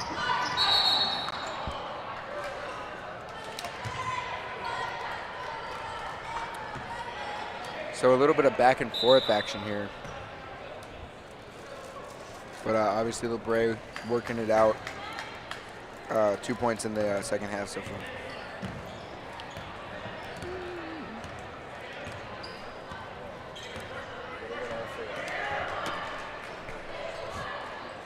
Looks like we're going to have to be sharing the pen up here.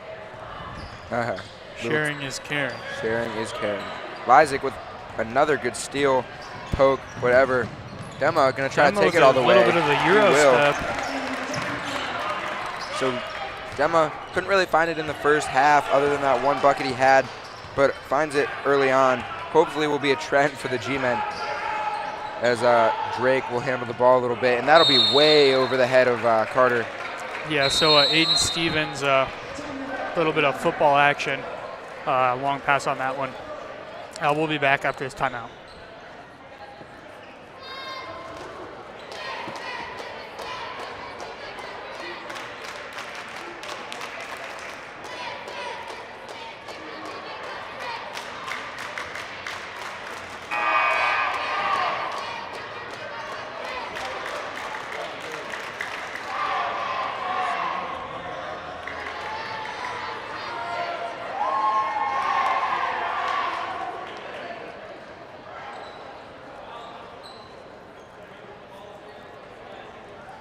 We're back here from Jag Fieldhouse. Aaron suiting up. We're going to have Dema, Swagonski, Geddes, Lysak, and Spade on the floor for the G-Men, and Labrae in that 2-3 zone with Carter and Kaiser up top.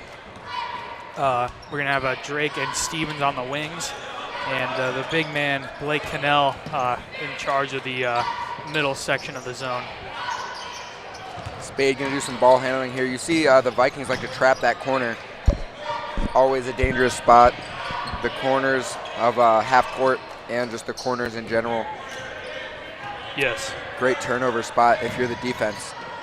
But G-Men really struggling to get something going here on offense. This Labrae defense, they do have length and height, and it's just, there it is, like I said. But that'll be Simmons, I think. No. Yeah, then Lysak trying to get big on Cardinal, but just can't there. Yeah, so Cardinal will get that steal, throw it right away, but it'll end up in a Drake layup. Yeah, so if you look here in the field house as Carter Race gets ready to check back in. The boys basketball doesn't have many years for district or conference championships, but they do have one 2017 district championship, and that was a big year. I remember I was a wee young chap in the 6th grade 5 years ago, and Suganski can't get that one to go. That's the shots that G-Men are going to have to hit if they want to have a chance in this one. Great passing by the Vikings, honestly. And the G-Men are going to need a timeout. Another bucket for Drake. We'll be back.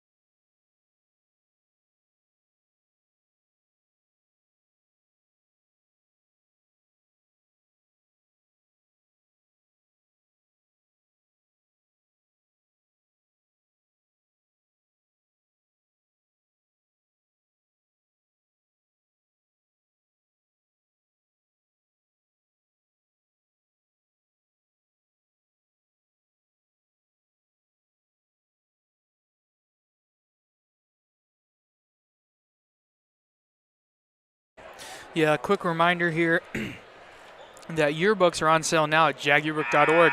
Order one today, and the proceeds fund the Double G TV program at GHS.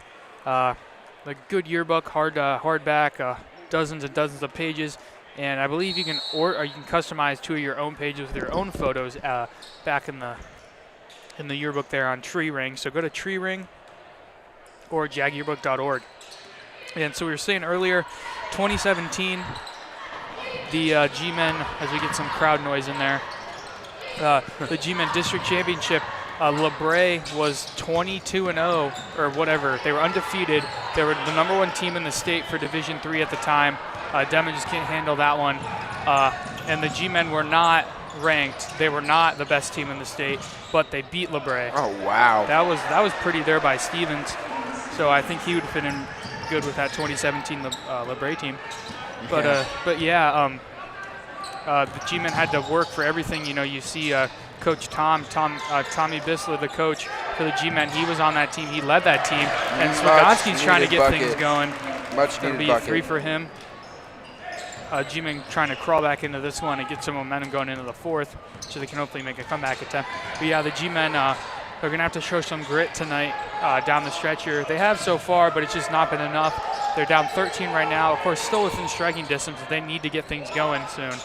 Yeah, that's the reason right there, those 3 balls. Obviously, G-Men 4-on-2 here. Let's see what they can do. Swagonski right up and over the defender, but it won't go. Stevens will come down with the rebound. And the G-Men are going to put on some pressure, but they're going to get beaten. Now Labrae's going to have numbers to Drake. And a travel on Drake. It'll go G-Men way. So a chance now to pick up some momentum on a 3-0 run right now. But a chance to pick up some momentum. And we'll see what happens here for the G-Men. Definitely going to need some. Shout out to Mr. Englehart over here trying to join the stream. Carter Bates almost travels, but then throws it away. Tries to poke it free, but won't be able to bring it in. So yeah. G-Men getting jumpy. Carter won't roll, but that'll be... It's going to be an over-the-back call on Cannell, on the big man. So Vinny Grandizio checking back in. Who's that for the Vikings checking It's going to be Caleb Simmons, number 14, also the big man. So they're rocking with 5 seniors right now. Stevens, Drake, Kaiser, and maybe not Kaiser, but I'm pretty sure Kaiser and Devin Carter. I don't think any of them have sat tonight. That 5th guy is who they've rotated out. They've rotated in Cannell, who's on the bench right now, McGarry, and Simmons, who's on the floor right now. That's been their rotation. Good pass, just not Devin Carter. And a rare midi by the G-men. And they're going to call a foul there. But I had something to say, but now I don't know what it was. Great passing by the G-men, but just great defense too. Quick on the feet and ready to get on the ball. These Vikings are. But yeah, like you said, 5 seniors on the floor. You wonder what's in store next year. Obviously, a well-coached program. They're always going to do well with the players they're given. But a solid JV team, and they're definitely going to be a good program for years to come. Carter will take it. That'll be Stevens from the corner. Nice jump shot. Won't go. Yeah, he's got a smooth jumper. He does. He's the quarterback, team leader for the Vikings. Gets, I think he had like over 2,000 all total yards on the football field. Of course, that was a big game when the G-men played the Vikings here in over in Jag Stadium. Yeah, Vinny Grandizio had that pick 6 in the towards the end of the game to really ice it. And then Vinny Grandizio trying to get himself a bucket here. Unlucky, can't get that one to go. Not to interrupt, but in a year of blowouts for the G-men football team, it was a close matchup between the Vikings and the G-men. So just something to make note of there. This drive game working for the Vikings, and that'll be a foul call. Kind of looked like a jump ball from up here, but we don't have eyes down there like the refs do. Got Jared Cardinal coming in. Looks like he just he had a good practice of some sort. Probably a long day at school too. He just looks tired. So am I, right? Carter with the ball here. That'll be a 3 ball, just long for McGarry there. McGarry, he's been definitely not afraid to shoot. Dema left wide open. He'll shoot one, and he'll bury one. What's Dema up to on the game now? So only 7 here. But hey, he's the leading scorer for the G-men. Spade with 6, Geddes with 6, Wigonski with 6, and Demo with 7. So a lot of G-men scoring, but obviously just not enough. And Bates gonna get some hustle. Yeah, Bates knows that was out off him, but he's just able to take it. Yeah, when like, they call a call like that, you just shut up and get back. Yeah, that's right. You say thank you. So Jackson Summer gonna get Dema, gonna get some of the younger guys some time here. Sluganski's gonna check out. I'm sure Dema and Sluganski are gonna go back in at the. Oh, here we go. Oh, that would have been nice. Yeah. Janet couldn't get that one to go though. That would have been a nice way to go into the fourth quarter. G-men only down 10. They do have their work cut out for them though. They're gonna have to crawl back into this one. They're gonna need every shot to fall. Let's see what they can do. I'm sure the Vikings are not going to take their foot off the gas pedal at all. So tune back in for the fourth quarter. We'll be back. At Charles Auto Family in Garrettsville, we'll do just about anything to make your car buying experience perfect. And that includes getting you the absolute best deal. We have a big selection of new and used cars, trucks, vans, and SUVs. Plus, Charles has one of the best and most affordable service departments in the area. Just come in, pick out your favorite vehicle, and drive home. Or we'll be happy to deliver it. Charles Auto Family. Get your best deal from the nicest people in the business.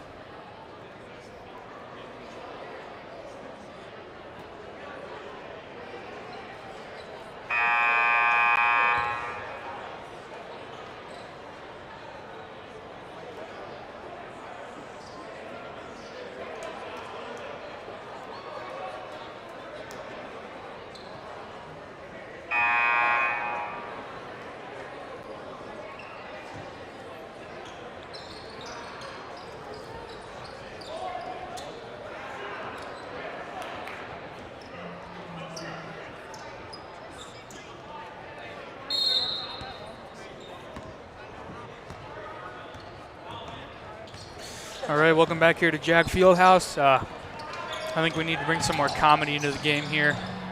I haven't really seen that much tonight. We got Landon over there trying to get the mating call of a blue whale going. Geddes. There we go. That's He's a been good way to on start the quarter. What's he up to tonight? 9 here. There we go. Yeah, so Geddes really been making a lot more shots that he's missed. Coach Oleski's mad over there Fired up. because he knows Cannell got away with 2 travels in a row, then Simmons the brick. Yeah. So building the G-Man house. with some momentum now. Love that one. Yeah, that's a way to get your team fired up.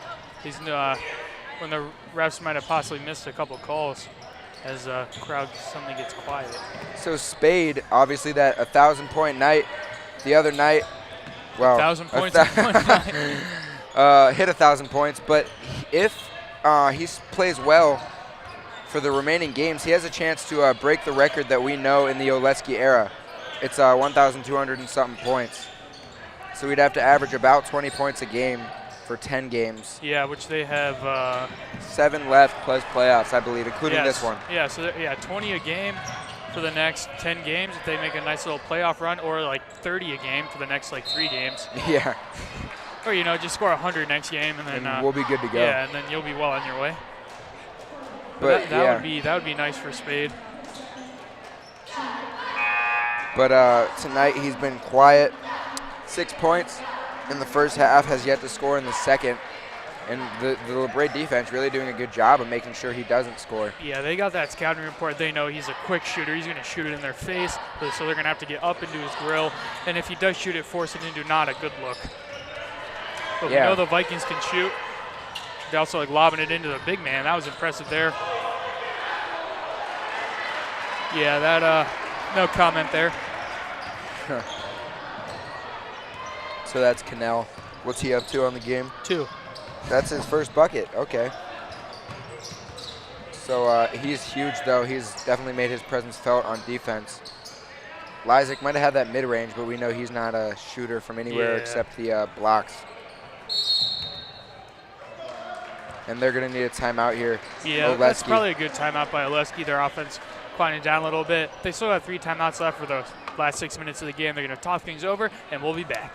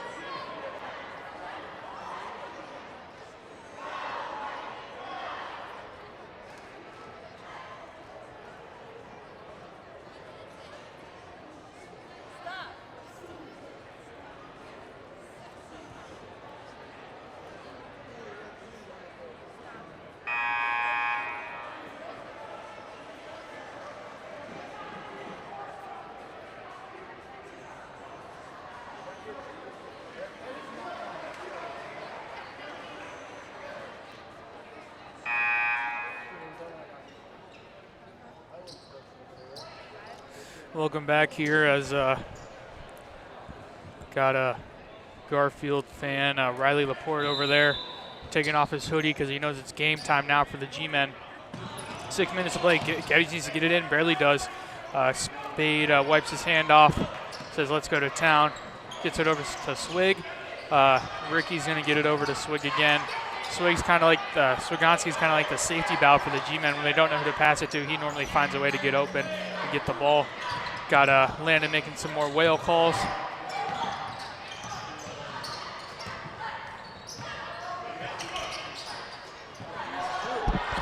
Spade the pull-up, no, and then Lysak, good work on the boards, and then that's going to be a kick by Stevens. So good reflexes by Stevens. Swiganski almost was a little late for Christmas with the nutmeg, but hey, it's going to be, stay the way the G-men, they're going to inbound underneath their basket.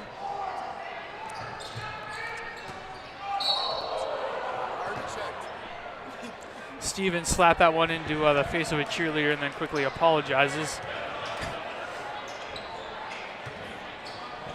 Landon hunting down his root beer bottle currently. I do not know where it is. Says he doesn't know where it is. Oh, gets stripped. Yeah, but late foul call. No comment on that. Hey. I think you know what I would say. Them both ways. I guess.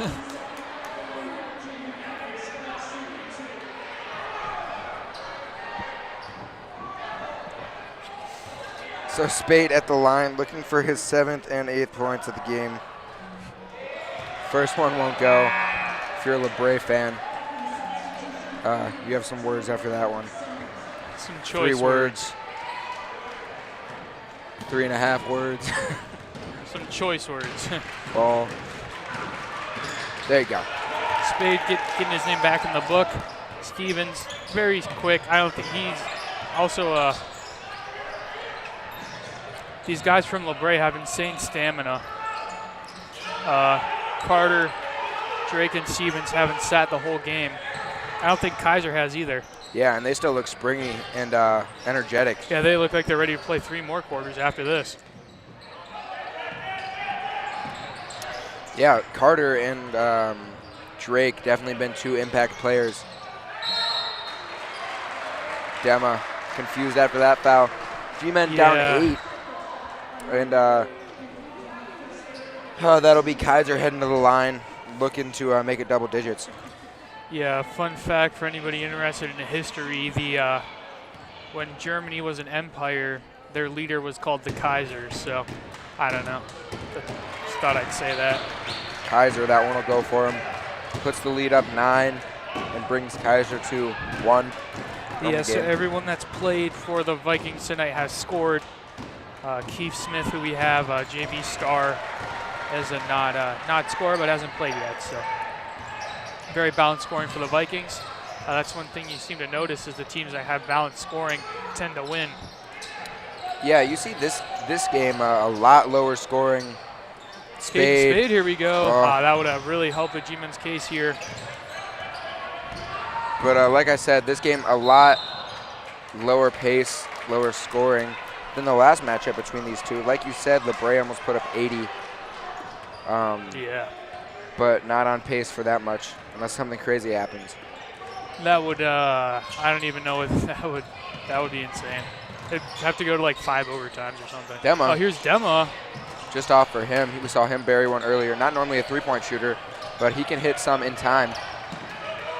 Good defense there by the G-Men, and it'll pay off. Demo will have one.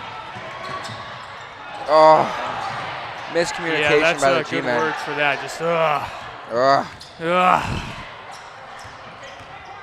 So Eric going to take it all the way. Geddes, he's got another one. Geddes now the leading scorer. He was the leading scorer, but he's up to 11. Double digit, the only double digit scorer in the game, except for Carter, who's got 13. Kaiser going to control it now. And Carter just looks nonchalant and chill. Stevens, short. Maybe he's got some tired legs. G-Men fans unhappy about that there. And yeah, I would be too. With another one. Drake's up to double digits now. All the way to the rack. Good hands by the G-Men. And we don't know. I'm going to stop because that's annoying, but it'll be G-Men ball. Gonna need to score here, I would say. That's funny because that reminds me of a referee in a soccer game my freshman year, and we also were playing Labrae, and he would point one way and then point the other way. And then I remember a classic quote from Coach Coney. He said, if he was in Star Wars, he'd be a Jedi because he was just like manipulative with his mind, tricking you one way and going the other way. Great words from the wise Coney. That's right. Saw him up in here in the weight room, getting the soccer players ready to go for next season. That's right. Should be a good year. Kaiser going to drive baseline. Another charge for Swagonski. I don't know what it is about that ref with the, like, actually has hair, but he loves calling charges. We saw it the other night. He likes getting in there. He really steps into it. Yeah, he does. We see the Vikings now going to put on a press. G-Men really going to need some buckets coming here, closing under 3 minutes, closing in on the end of this ball game. We've seen a struggle to score all night, but they're going to need it here. Swagonski will find himself wide open. He's going to take it to the right side. That'll go for him. So Swagonski's got a really quick bucket there. Yeah, we have a game of pressing here. Oh, great strip by Bates. G-Men Gonna fire it up to Swagonski. And now they'll set up into the offense. Gonna give it to Dema to control up top. And now run through the motions. Yeah, I think what was it, 7? Lead was 7 at halftime, I want to say. Something like that, right? Does that seem right? I wish I could tell you. Oh, here we go, Carter. Oh, that would have just been short. That would have been clutch there. Can't blame him for taking that shot. We've seen him sink it a few times. And that'll be a foul over there on Swagonski, but he's quick to help him up. And now I think the coach wants a flagrant foul, but yeah, honestly, I think he was just trying to make a play on the ball. Yeah, that's and he helped clean him up there. Yeah, he immediately helped after. him up. These guys, I mean, not getting weird here, but they like each other. They know that their athletes game got to respect game. Most of the time. I mean, as far as communities to play against, Labrae is one of the better ones. Definitely. So respect to all you Labrae fans watching. Good defense there by Dema getting big on the big man, but the big man gets bigger. Now, gonna have that, so he's up to 4 on the game here, only his second bucket. G-men need down points. double They needed digits. them yesterday. They're down by 10. Just gonna try to get something going, and he cannot. Imagine this game with a hot Spade. Yeah. I think, the G-men, if they don't win, which they need to really get something going now, and they need to go. They're down 10. I don't know if they're aware of that, but Geddes. That'll help. That'll help. Gonna need a timeout there. Oleski, he Good doesn't timeout. care. Yeah. And we'll be back. Yeah. G-men trying to put together a run.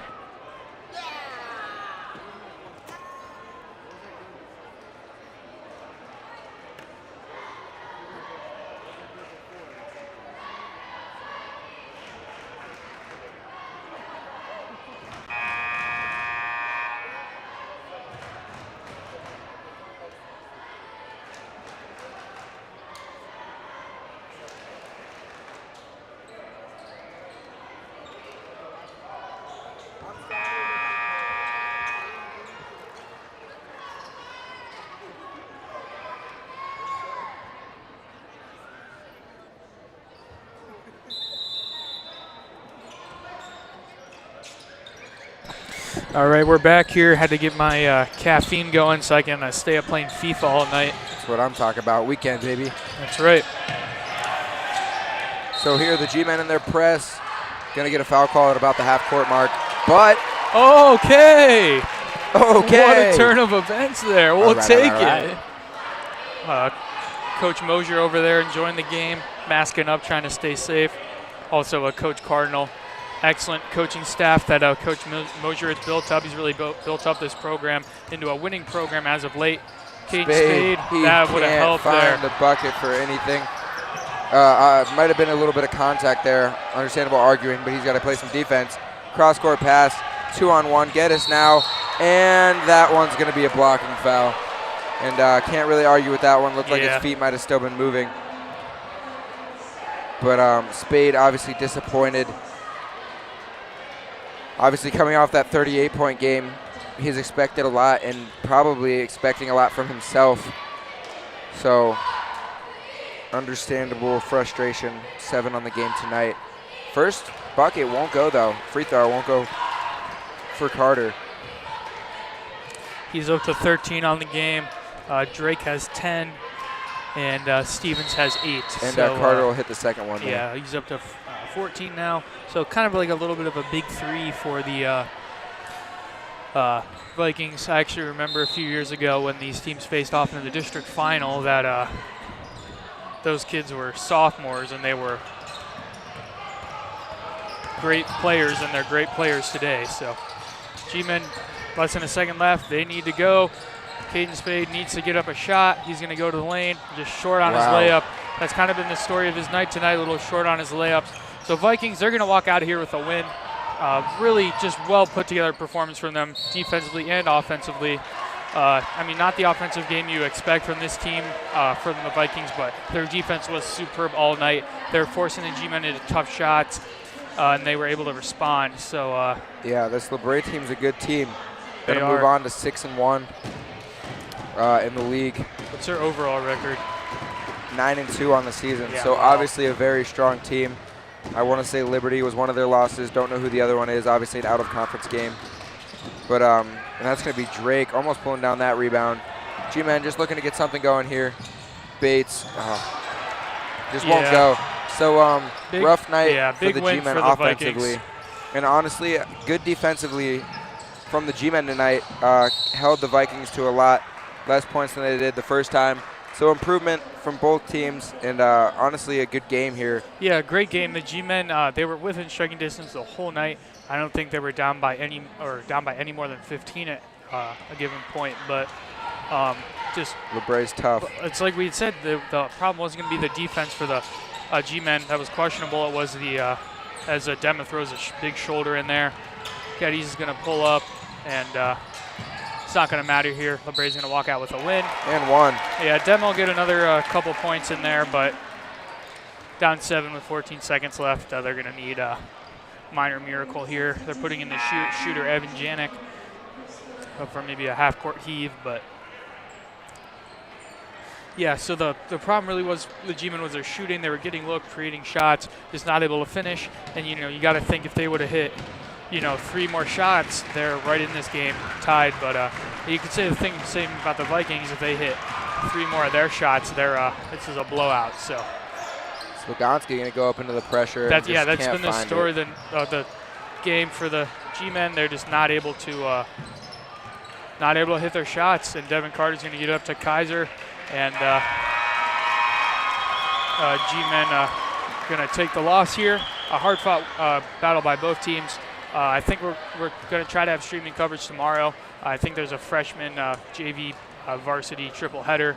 Riley Laporte's got his Let's Play Football sign over there. Hey, I guess good chess match here, but G-Men, I think they just got a little outplayed tonight, especially on the defensive end. So check back in tomorrow with the stream. I think we might have a girls game next week. Big game for the girls actually on Monday against Champion. So thanks for tuning in tonight. Make sure to order your yearbook on jagyearbook.org, and to benefit our program, the proceeds will fund our program. So good night, everybody. Thanks for tuning in. Have a great night, and go G-Men. Go G-Men.